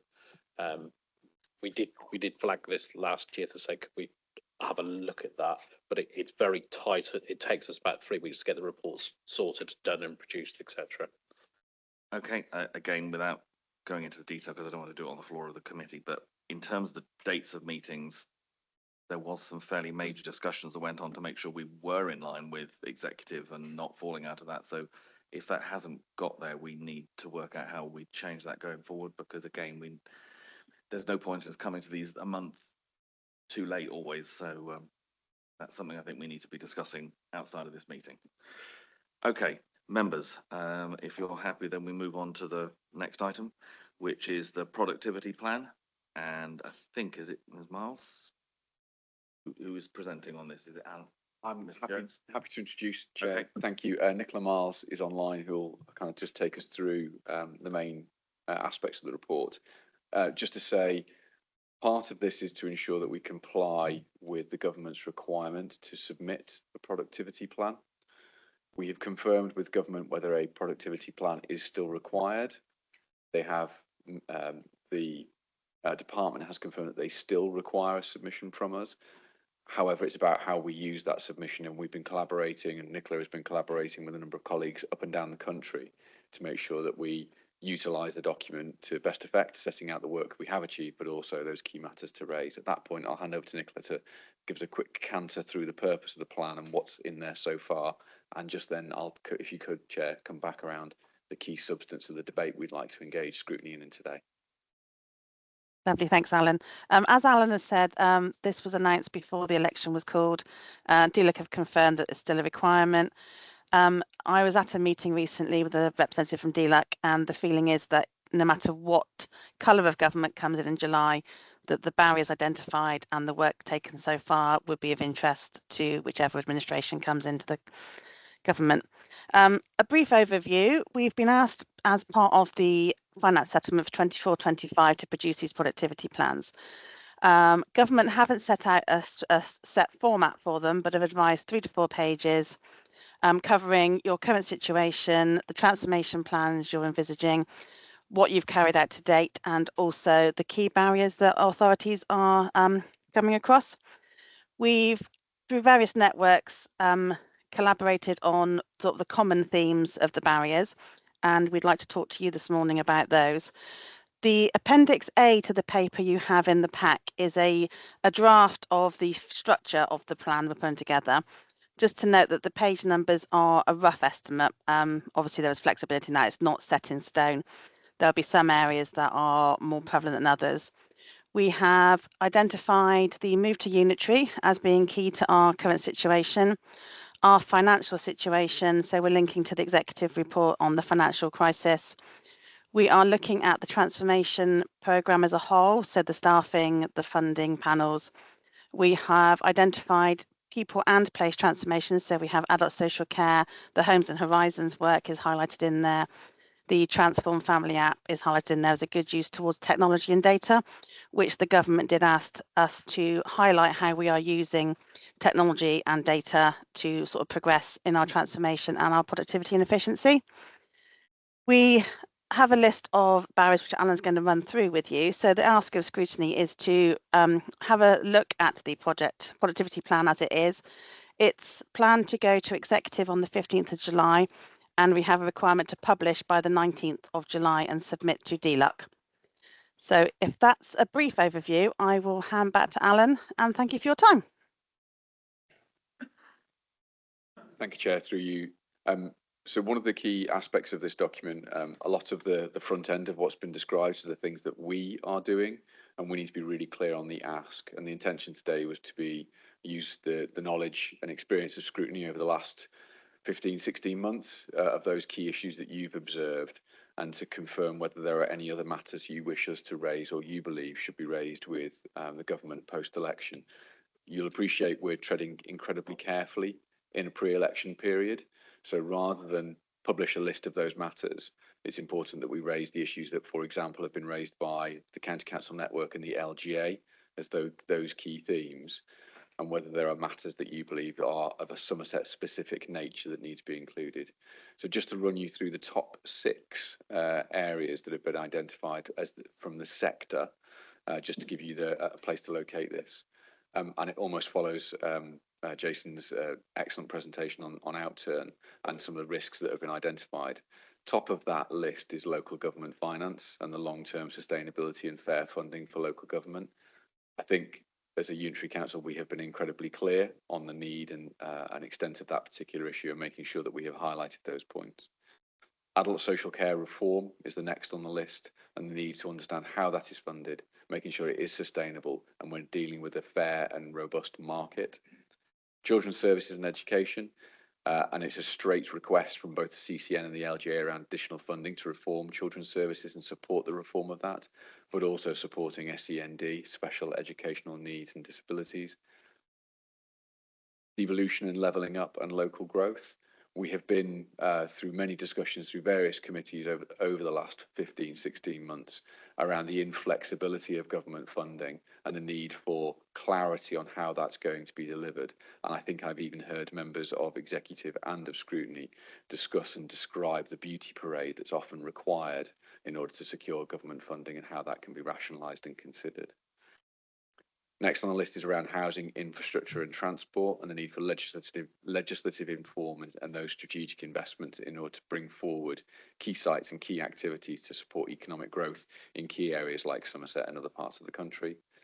And then finally, and please, this is not a list of importance, moreover, just a straight list, but climate change and net zero, needing to ensure that we have the ability to deliver these activities, but also that we have the wherewithal, policy frameworks and the right requirements and support through funding to be able to deliver meaningful change on the ground around climate change and particularly around net zero. And we know in Somerset, nutrient neutrality is a significant issue for us and the requirement of clarity. So no more important in Somerset than any other area. So, Chair, they're the matters that were raised by CCN, but of course it's for scrutiny to determine whether there are any other matters that you wish to see raised or considered by Executive prior to its final submission. Thank you. Thank you very much. Members, any comments or questions? Councillor Osborne. Thanks. A couple of points in this. I suppose you could say when it comes to barriers, perhaps lack of funding is one of those and probably the most fundamental. And it's probably going to be very important that we work as hard as we can to ensure that if the election result comes to pass, that the South West is not forgotten. And that could be a barrier, is ensuring that the South West gets a full share of its cake.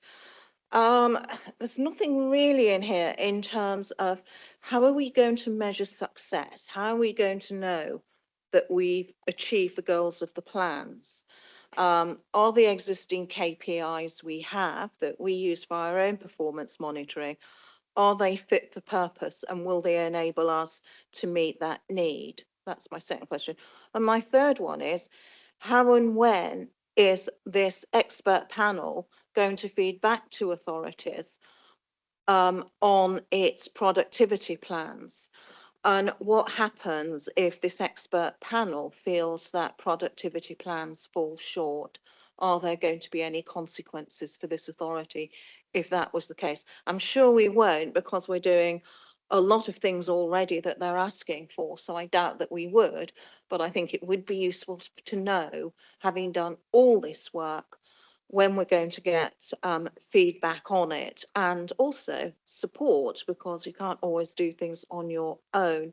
And the other bit I'd add as a barrier is, please can we see some pots of significant funding made available that don't involve competitive bidding? I think that's really important. There is so much officer time and cost in putting these bids together, and when they fail, that's money and time in your life you're not going to get back again. And also flexibility in terms of if you've hit real problems as to why you can't deliver that particular scheme, that there is a more flexible line taken in terms of extension to give projects time to be completed. Because I think that's something that a few regen programmes, in fact, I think it was Future High Street funding, 20% of them hadn't completed. Vaughan and then Ms Jones, or which way around you want to go?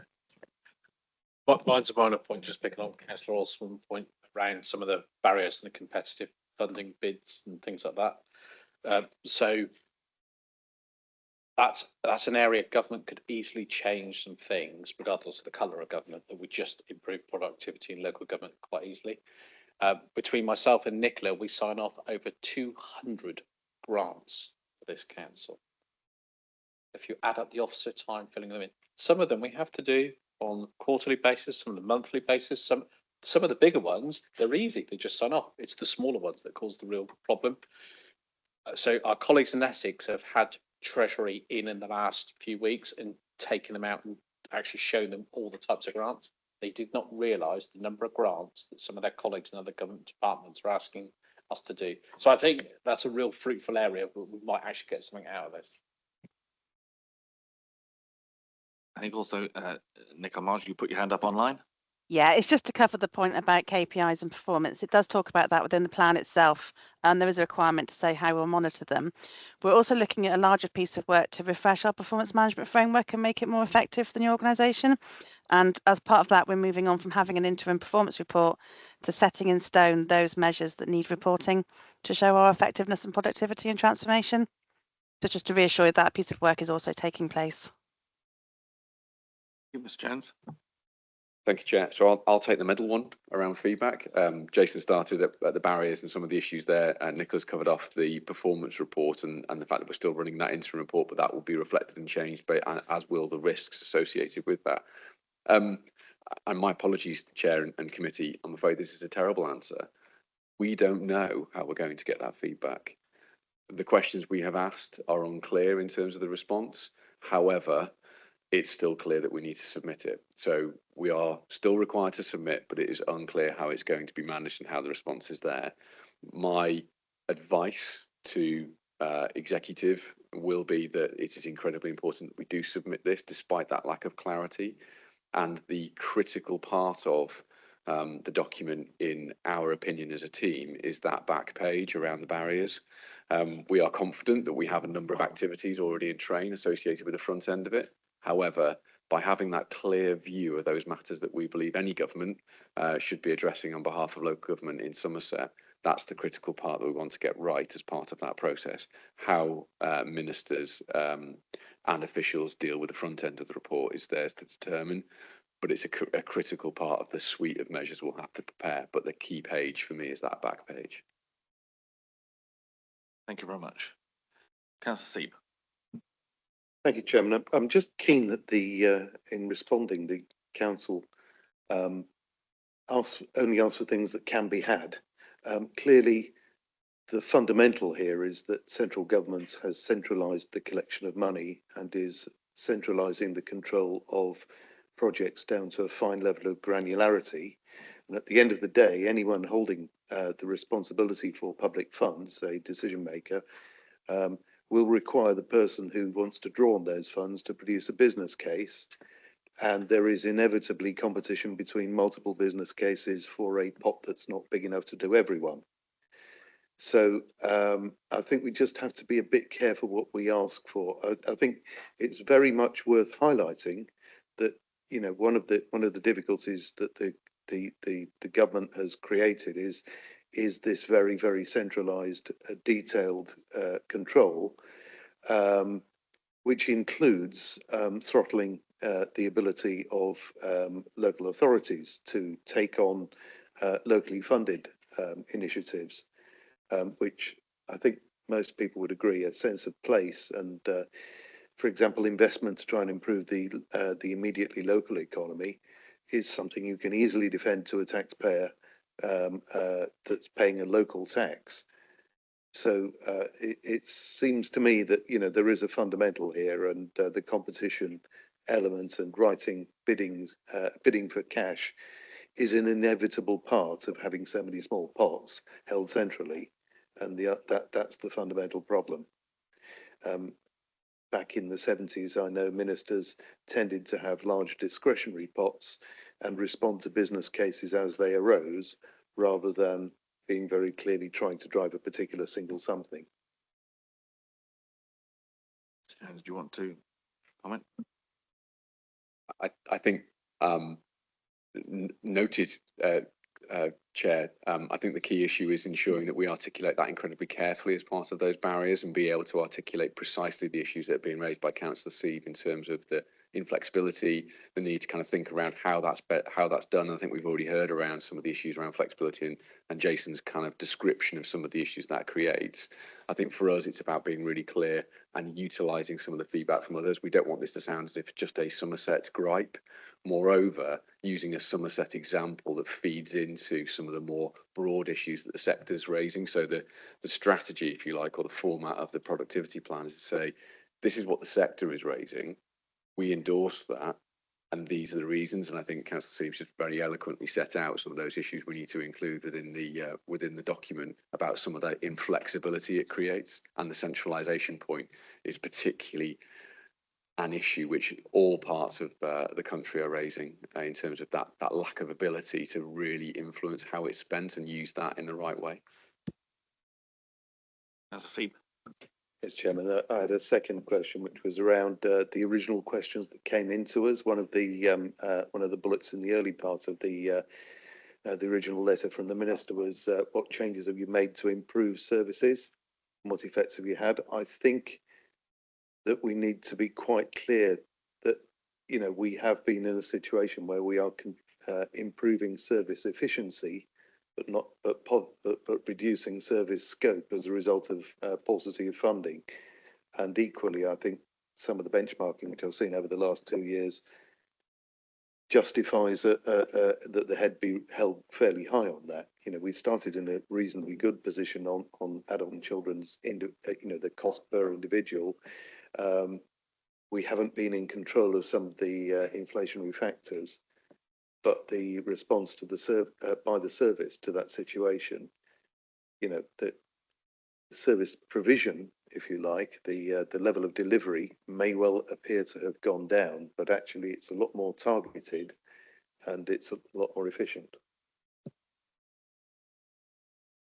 Again, we would endorse and agree with that as part of the response in making sure that we're referencing all of those different activities. The practicality, and Nicola is wrestling with this as we speak, is the practicality of referencing the huge amount of change and activity that we've been through within the guidance of 4 pages.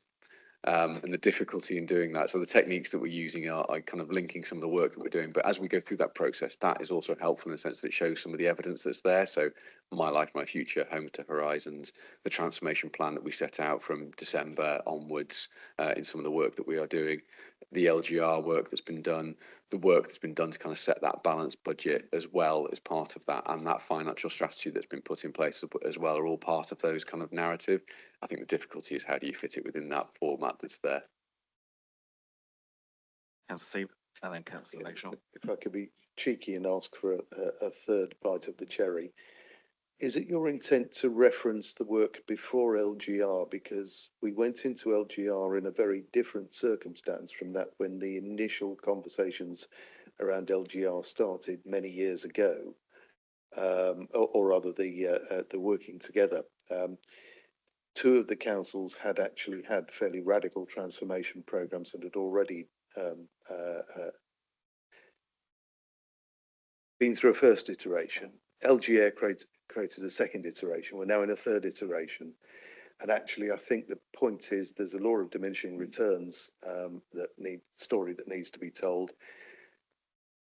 A lot of the savings had been taken, and a lot of the savings have been taken years and years ago in county-wide initiatives through county-wide partnerships. These are not savings that other parts of the country had. They started from a different baseline.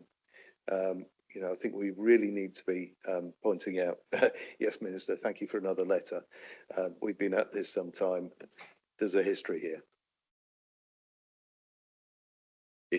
Through you, Chair, it's incredibly difficult, I think, to pick a point to start this activity. I think we can, it's helpful feedback that we can reference the fact that change has been a feature in Somerset, in local government in Somerset for a while. Again, my advice for clarity of response would be around the change that's been put in place since LGR has come in and as part of that process.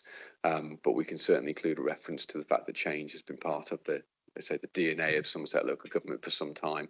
I think it's an excellent point in referring to the fact that a lot of work has been done to make efficiencies prior to LGR, but LGR has also enabled other more efficiencies, and we'll get to that in just a second in the next paper. But it shows that it's enabled our ability to go further and faster in some areas. Thank you. Councillor Lakeshaw. Thank you, Chair. I just wanted to make the point on page 17 under monitoring mechanisms. We see the performance risk and budget board.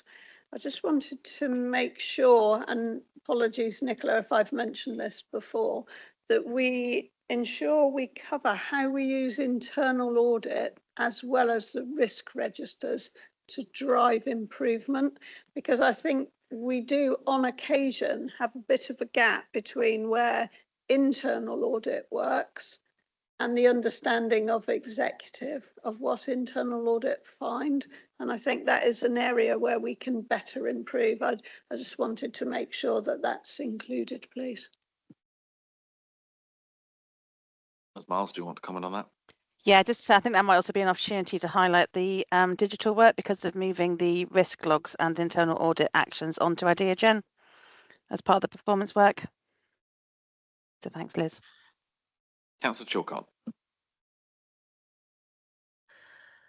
Thank you very much, Chair. I think if I was new in role in government, this is the first place I'd be going to have a look at perhaps what we could do to improve things. So I think it'll be incredibly important. And I do hope that the CCN will read them all and actually compile the themes from the councils again, so there can be an overarching report. I think that'll be helpful. The challenge is going to be, you could probably happily fill 104 pages as opposed to 4. I think brevity is not something as a council we're always good at. So I think it'd be really important to be focused. My slight concern with working with all the other councils and the CCN, what you don't want is everybody having the same things on their returns, because that sort of wastes your paper in many ways.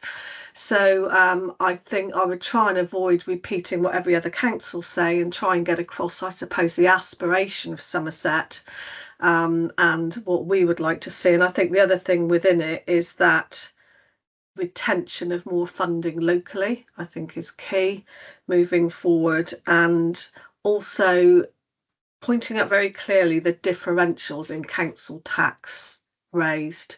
And I don't think everybody outside of council still has an understanding of that. So I think that would be the two things I think are different between councils that would need to be highlighted, that perhaps the CCN won't highlight as strongly because they're going to be sort of covering points for all councils. Thank you, Chair.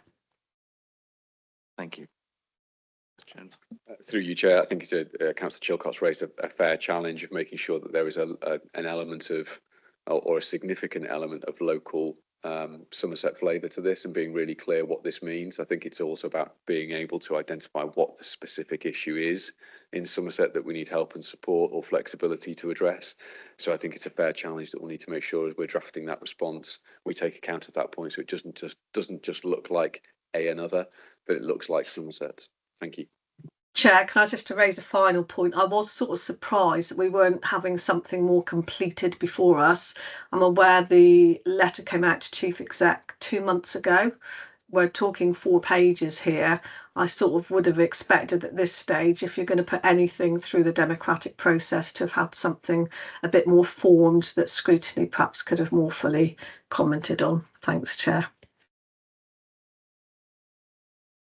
Understood. Yeah. I think commenting within here is that yes, there is there's a lot being dealt with at the moment, and certainly the feeling is, I think, that there was the desire to make sure that members were feeding into the process, not having something put in front of us that was a sort of fait accompli. But point taken. I'm not seeing any other comments around the room, so I think, certainly as I've been watching, I've noticed officers are making copious notes of the comments that have been made by members. And again, thank you for bringing those forward. I think I won't reiterate the comments that have been made, but if they can be fed in, that would be most appreciated. And obviously, we can be copied into to what is being submitted would be appreciated, and obviously the exec's role. Members, before we move on to the next item, as my former vice chairman knows, technology seems to haunt me in this committee. So normally it's microphones or internet connections. Today it's a fire system that we need to be dealing with in the chamber. So I've been asked if we could have a short adjournment, because something needs to be done to the fire system in here before we can carry on. So we will just take that adjournment. We'll be back with you as soon as we can. I don't have do we have a time likely that it will take? Okay, a couple of minutes. So if members want to take a comfort break for 5 minutes, and then we'll look to restart at 5 to 12.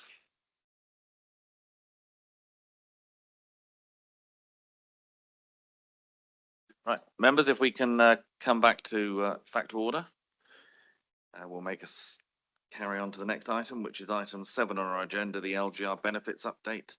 I think Nikki Allen, you're going to introduce this for us. Thank you. Yeah, I'm Nikki Allen, and this is page 23 of the agenda pack. So the purpose of this report is to sort of confirm the savings achieved to date for the first year of unitary, and to outline how the onward savings will be tracked through the improvement and transformation programme. Just by background, is that better? Just by way of background, the paper's been through ELT, informal exec, and obviously now scrutiny, and the figures within it, I think it's important to note that they represent the kind of the final estimate subject to outturn. So in terms of just running through the report, I'm sure you remember that in the unitary business case, there was £18.5 million worth of savings included within that, of which 12.3 million related to staff savings.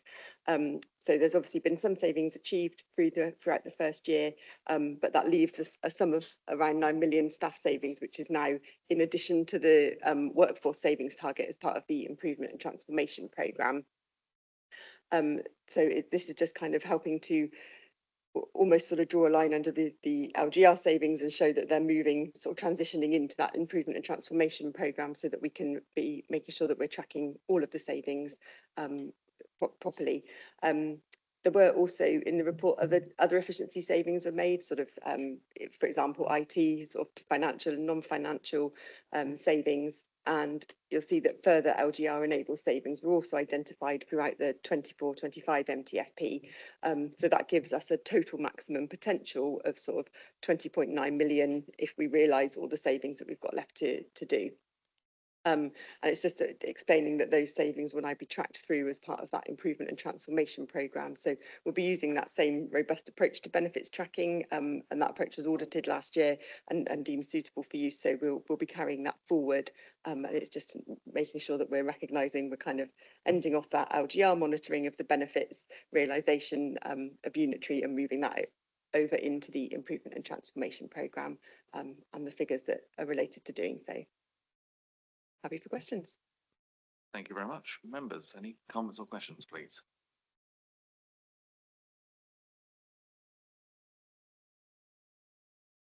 Okay, not seeing anything in the room at the moment, so we'll move to Councillor Chilcott online, and then we'll come back to members in the room if there's any that come to mind. Councillor Chilcott. Thank you very much. So I've read the report with interest. I was trying to gauge really whether this was effectively a sign-off report for the LGR, i.e. this was drawing a line under it. And if that's the case, I suppose I didn't really get a sense exactly through the paper of whether those savings were achieved, whether they were not achieved, because obviously this is focused very much on staff, and the LGR savings went well beyond staff. So that's my first question. Is that what this paper is sort of attempting to do today?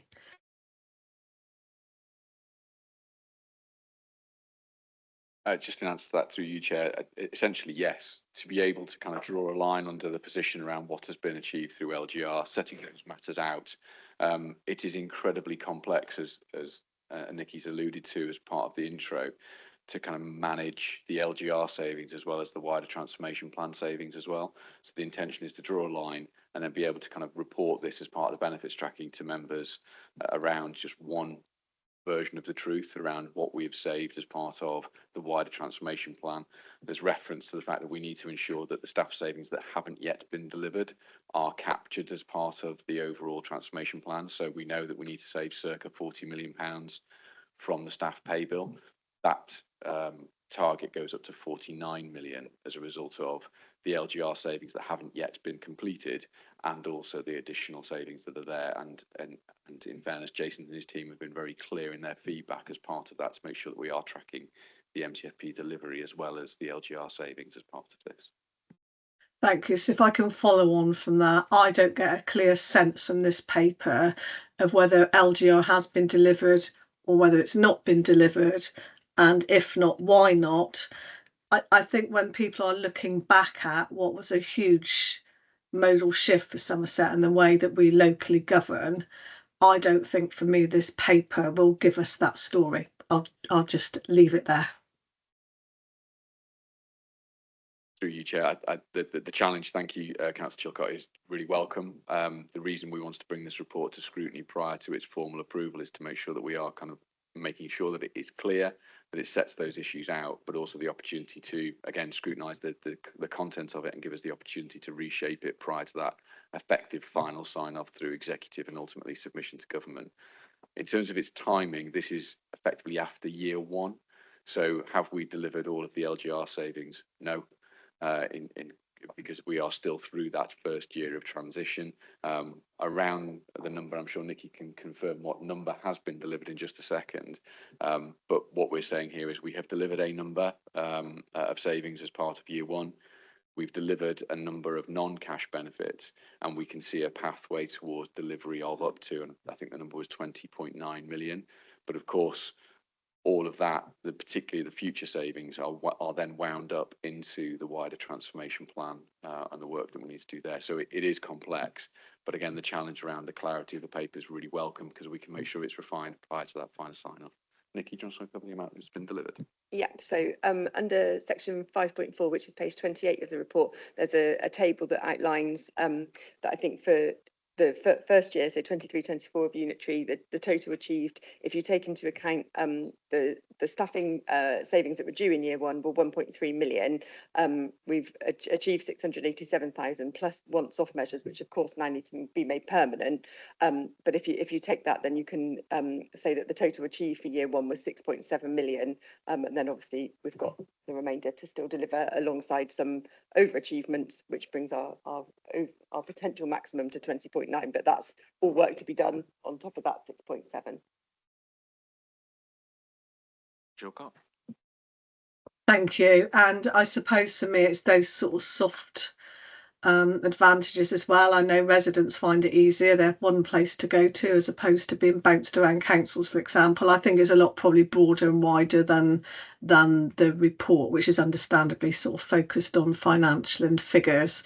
But I think there was much more to the business case and where we are now than probably what it's there and demonstrating. And I think for the public, it's also them understanding, you know, there's a huge amount that's already gone on. And we talked about in the previous report, how you articulate the amount of work that's already gone on, the savings that have already been made, you know, if they were added to our current position where we are now, I think we'd be in a much worse position. So appreciative of the report. For me, it just didn't quite cut through. If I was a resident reading it, I probably wouldn't quite know whether it's done what it needed to for me as a resident, as opposed to, I suppose, just the council and its finances and staffing. Again, if I might sort of follow up on that, I think in some respects, my reading of this is we have delivered a number of the savings as expected. We haven't got there in terms of the staff savings, but that's being rolled in now to the new restructuring. Because I think, as Councillor Chilcott said, I think there is a perception out there, and it's something I get constantly raised with me about, oh, well, you haven't made any of this, you haven't made the savings that you all promised us, and that's why you're where you are. And I think we need to get that narrative out there that actually the savings are being delivered, but we need to explain to people, I think, a little bit more clearly as to how that's happening and how what's not happened yet is actually happening as part of the next phase. But that's sort of a slightly complex way of putting it, but I don't know whether you want to comment. Thank you, Chair. And just to respond to both points, I think first and foremost, inevitably, given the kind of current focus around finance, we've emphasised that within the report.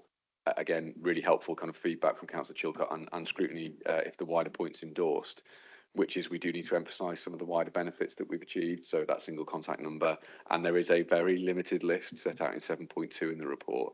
And I think we can probably have that more fulsome list of activities that have gone on.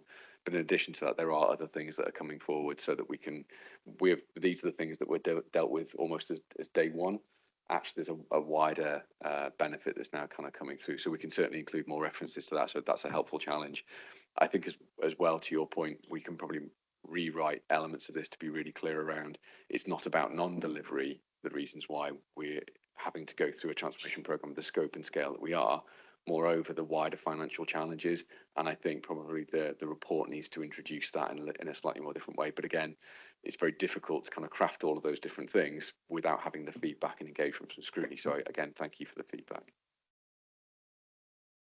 Thank you, Chair. I just wanted to thank officers for their work on this paper, and also to pass on my apologies for colleague Councillor Theo Butt-Philip. You'll understand that plenty of us are extremely busy at the moment, because when we looked at LGR and then the much greater transformation that's needed for this council, I don't think at that point any of us had factored in a July general election as well, which is for a new council with new boundaries and now 7 constituencies in Somerset, a massive task for the officer corps of this council. And I don't think we should underestimate the challenge that the last couple of years have been for our officers. And so I am really pleased to see this report. The day I most look forward to is the day when we stop talking about the LGR savings and we talk about the transformation and improvement of this council overall. But just a thank you for the paper. Thank you very much. Councillor Seeb. I just wondered if I could have a little clarity over a couple of the areas which are down as savings not achieved or for the future. So in table 1 on page 27, in row D, there are future decisions that it looks like are going to not to be taken if we're drawing a line under LGR. And in this year, there was £200,000 worth of additional potential from the LGR process. There are future figures in 25-26 of 1.1 million. So so there's 1.3 million pounds which could potentially have been a saving that is becoming overtaken by events and will be counted in another way. And then in table 2, the historic delivery row E, there are unachieved savings of 0.8 million. So the shortfall, if any, of non-delivery would be the table 2 figure and consideration, because we're going to probably take the savings anyway in the future. They're just not being labelled LGR from table 1. And yet there is an overachievement identified for the year end 24, for March 24, of 0.3, meaning you're only shy at that point by 0.5 million at the worst case. And in terms of, painting this as we've not delivered the savings, it just seems to me there are massive savings that have been delivered. Is that unachievable savings actually they were just wrong in the business case and should never have been claimed as a potential saving? Or are there things that we've somehow failed to deliver, having intended to deliver them? Yeah, I can take this. And so, yeah, the unachievable savings were ones that people had put in as a saving, and then timings, I think, were more the issue, where they weren't achievable within the 23-24, and then a different commitment had been made into 24-25. So in essence, they're unachievable in that financial year. So would it be reasonable to characterise those as being covered in table 1 of those future decisions yet to be made picture? Chair, if I may, there were, I think what we're seeing is the difference between the savings that we envisaged as part of the original business case and the reality of the ability to deliver those post-vesting day. So, for example, there is a significantly large leisure contract, which we know the culture and leisure saving associated with the business case was reasonably significant. However, on detailed examination of that particular contract, we knew that it wasn't going to be delivered. However, the service has effectively come up with different and new savings to be able to mitigate the impact of that.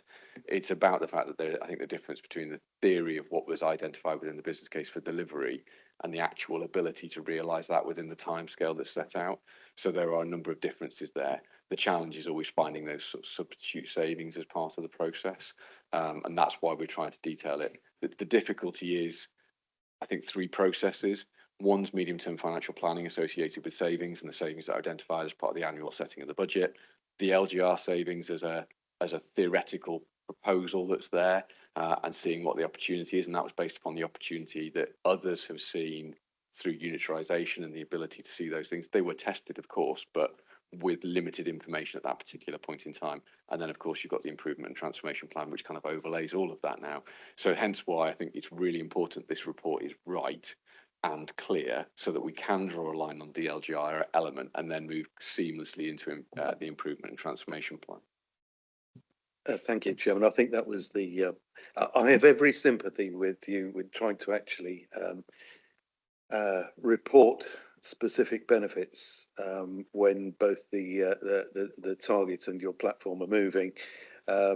So I have every sympathy with the difficulties of it, and the point I was trying to draw out, I think you've adequately covered, which is, you know, to explain to people that, all right, there was a specific saving identified as being an LGR saving. We weren't able to actually deliver that particular way of doing the job, but in that budget, the saving's been made. It's just we can't claim it's an LGR saving because it's not. You know, the original business plan was very specific in how it would work. It turns out there was a better way, and apparently that doesn't count. And I think that's an unfairness in the system, because at the end of the day, the taxpayer just wants to know that the savings are being made, and they don't particularly care if it's made the way that the original business case said, or another way that's similar but can't be counted as a business case benefit. If you've actually applied the pressure and reduced the cost for service, then it seems to me that taxpayer is getting what they need from us. Thank you. Councillor Chilcott, your hand's up. Is that? No, it's not. It's not a legacy. I'm hoping right. it'll be helpful. What I'm about to say, really, I was just reread that summary again, and I think by line 4, you're talking about the new improvement and transformation programme, which to many, you know, as Councillation said, for me, that's a defining line when we move from one project, if you like, onto another. And I just think it'd be really helpful to lay out in that summary, this is LGR. This was always going to be LGR. It was always going to be followed with transformation. We are now at the end of LGR and looking to move into transformation. And even if you had a little, sorry, I haven't got a camera on, even if you had the little line that shows your sort of time frame to show where we are in that journey, I just don't think there's a sense of that in that sort of opening summary. Sorry, being critical, but you know, this is the end. It's been a huge project. Let's get it absolutely clear to everybody, not jump straight into improvement and transformation. Like I said, you've done that in line 4. And a lot of people, again, won't understand what was LGR and what's transformation. And I welcome that journey as well. Still lots to do, and I'm sure it'll be exciting but challenging for so many as well. Thank you. Thank you. And I think that's the general feel from a number of comments from members that if we can try and make the report that little bit clearer in what relates to what, and also you've got around this table a lot of members who understand these sort of figures, and I think even some of us are struggling a little bit to differentiate between when it goes out into a wider readership. I think we need to be that little bit clearer if that's something we can look to do when it goes to exec. Alan, questions?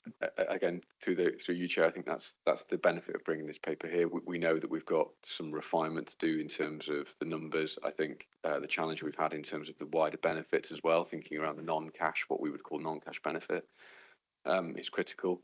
And having that opportunity to share it with Scrutiny at this early stage has been essential, because we don't have to do this as part of the process, but we want to be transparent in its development, and it gives us the opportunity prior to that consideration by executive of the matters that you want to see more clearly articulated. So it's served its purpose for me, and yeah, thank you for considering it. Okay, and finally, just to echo the comments from Councillation, thanks to the team for everyone who's working on this. I mean, we do appreciate that you're dealing with a huge project that was LGR, which has then had another project come in on top of it, which is even bigger. So, yeah, Mr. Jones. And if I may, Chair, just a personal thanks to the team as well, but I think it's the wider kind of council cohort that have also been engaged. So let's kind of understand that we've had colleagues preparing outturns that have been involved in this. We've had colleagues that have been preparing information and transformation plans that have been involved in this, and it is kind of trying to run lots of different activities for lots of different purposes, and the importance of getting this one right gives us the opportunity, I wouldn't say never to talk about it again, but certainly not refer to it in the same slightly clumsy way, and that was the keenness of bringing it forward. Thank you. Thank you very much. And again, just final comment, I think where we are now, it's easy to sometimes, well, it's not easy, but we look back at, we've done LGR, oh, that was something that's been happening. I think sometimes it's easy to forget just how big a project bringing four districts and a county together was a massive project in itself without everything else that's been going on around it. So again, thanks to everyone who's been involved. Members, that brings us to our next item, which Mrs. Farmer joins us at the front, the quality objectives for Somerset Council.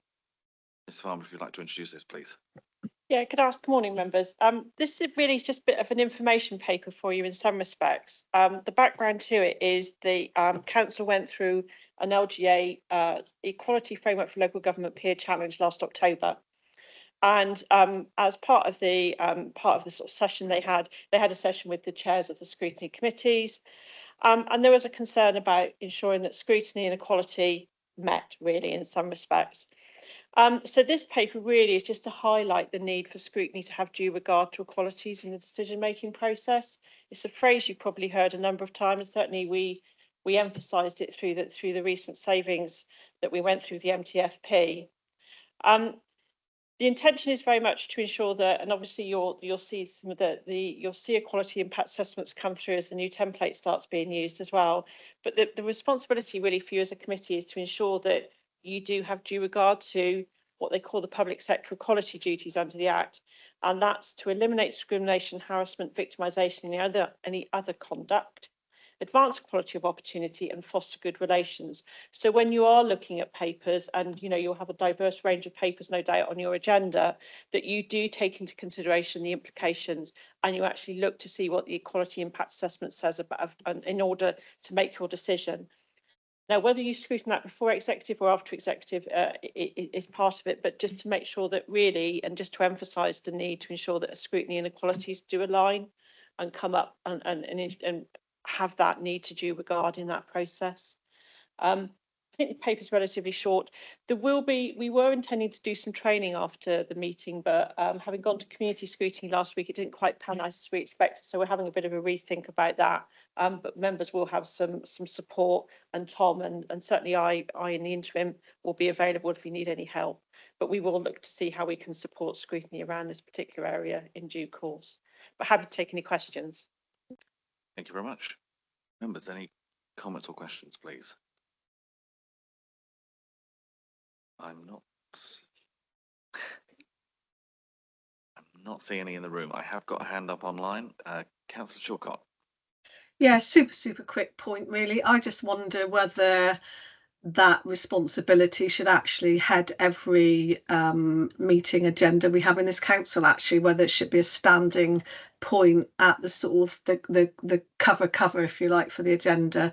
I think that'd be something relevant just to remind everybody every time they're reading a paper that they should have due regard. Thank you, Councillor Sugar. That's a good point. I think it's like anything. It's always helpful to remind members to read their impact assessments, just to understand the impact of the decision they're going to be making. I welcome any additions that the chairs can make to their opening commentary. Certainly something we can look to take on board. Any other? Yes, Mr. Jones. Thank you, Chair. I think just to emphasise a point that from the report, but also some of the updates that Angela's provided to you as a committee moving forward. One of the key aspects for us is making sure that this is embedded in the cultures and behaviours of the work that we do. So the endorsement of this today kind of gives us the opportunity to kind of make sure that it's being developed as part of those culture and behaviours. And in drafting my blog, for example, for this week, it's part of making sure that it is embedded, and we need that kind of clear anchor point. So the ability for scrutiny to consider this today and give it its support means that we can kind of step forward in the knowledge that it's got that endorsement, it's got that kind of key support. And as we move into things like peer reviews, the fact that we've dealt with this one at the first step is quite key. And for the productivity plan, there isn't a requirement to set out how we're dealing with the qualities matters. So again, we're using the consideration of this matter today directly in the response to government about how we're dealing with equality. So everything is stringing together quite neatly. And we probably should have said that right at the start of certainly the things like productivity and LGR benefit of showing the kind of telling the story of how it all links together. Thank you, Chair. Thank you. And certainly as officers said, I mean, the second part of the the recommendation about the training opportunities. That is both, as you mentioned, training within the committee itself, but also across the council for members. I believe, as you've mentioned, there's a range of training sessions coming forward on this, but I don't know whether you want to just give a bit of outline on that. We're sort of doing it in two different parts. Obviously, members will know that we've got a 12-month forward plan for training. I think the next one is next week on Gypsy and Travellers, and there are various other sessions, and they're very much around focused on what I would call lived experience. So there are organisations coming in. We have Westall, for example, coming in around disability and accessibility. The other side of the coin is I do think, and as I said earlier, I do think we probably need to and one of the ways we were going to do it with scrutiny was actually look at some past reports and actually take you through that process. Well, you had X report. What could you have asked? What should you have asked from the qualities perspective? And I think we will do that piece of work. I think we just probably need to think about the timing of that work, because obviously, as we found with community scrutiny last week, after a 3-hour, somewhat in-depth meeting, you know, members have got other commitments and didn't stay for the session. So that's fine. That's understandable. But we will come up with some further thoughts and put into place. But members do have training in place for the next 12 months or so. One of those sessions will tie in with, obviously, the due regards session will tie in with the budget requirements. I think that's in January. So there will be those sessions then, but we will think about a specific scrutiny session for you. Thank you very much. Members, then, as you'll see from the report, we have the recommendations that are before us today is to reconfirm the commitment to equality due regard being part of the scrutiny function and support further training opportunities that are provided for the delivery of this commitment. And certainly from the first bullet point of that, it's all of us, in effect, building it into our own ideas of how we're considering stuff, not just expecting there to be a box on a report to say it has been due regard has been carried out. Are members happy that we adopt those two recommendations? Councillor Seeb? Chairman, yes, I mean, I strongly support this. There's a subtle point which I think is missed, particularly when looking at the finance plans that were associated with benefits, housing, etc. In a previous role, we made sure that full council actually the words were spoken in the room to acknowledge the fact that there was an equalities report on the end that we recorded that we had considered it in the decision. We didn't just present the report. We made sure that it was on record that we had noted the equalities position. I think scrutiny can help enormously in making sure that the equalities have been given due regard by scrutiny, but the decision makers also need to give them due regard. Absolutely. And are you happy to move the recommendations as they are? Happy to move the recommendations, Chair. Okay, thank you very much. Is that seconded? Councillor Osborne, thank you. All those in favour, please show. That is clearly carried. Thank you very much. And thank you very much for the presentation. Members, that brings us to item 9 on our agenda, which, as you'll know, is an item relating to the 5Cs contract, which is as a item that is under press and public exclusion. So under that, I need to just draw to your attention that we need to pass a resolution having been duly proposed and seconded under Schedule 12A of the Local Government Act 1972 to exclude the press and public from the meeting on the basis that if they were present during the business to be transacted, there would be a likelihood of disclosure of exempt information within the meaning of the Schedule 12A of the Local Government Act 1972. I am certainly happy to move that recommendation. Is that seconded? Thank you very much, Councillor Sowton. All those in favour, please show. That is clearly carried. So we will move into part B. Hold on for 1 moment, Mr. Jackson. Thank you, Chair. I think there's a name I don't recognise still on the team.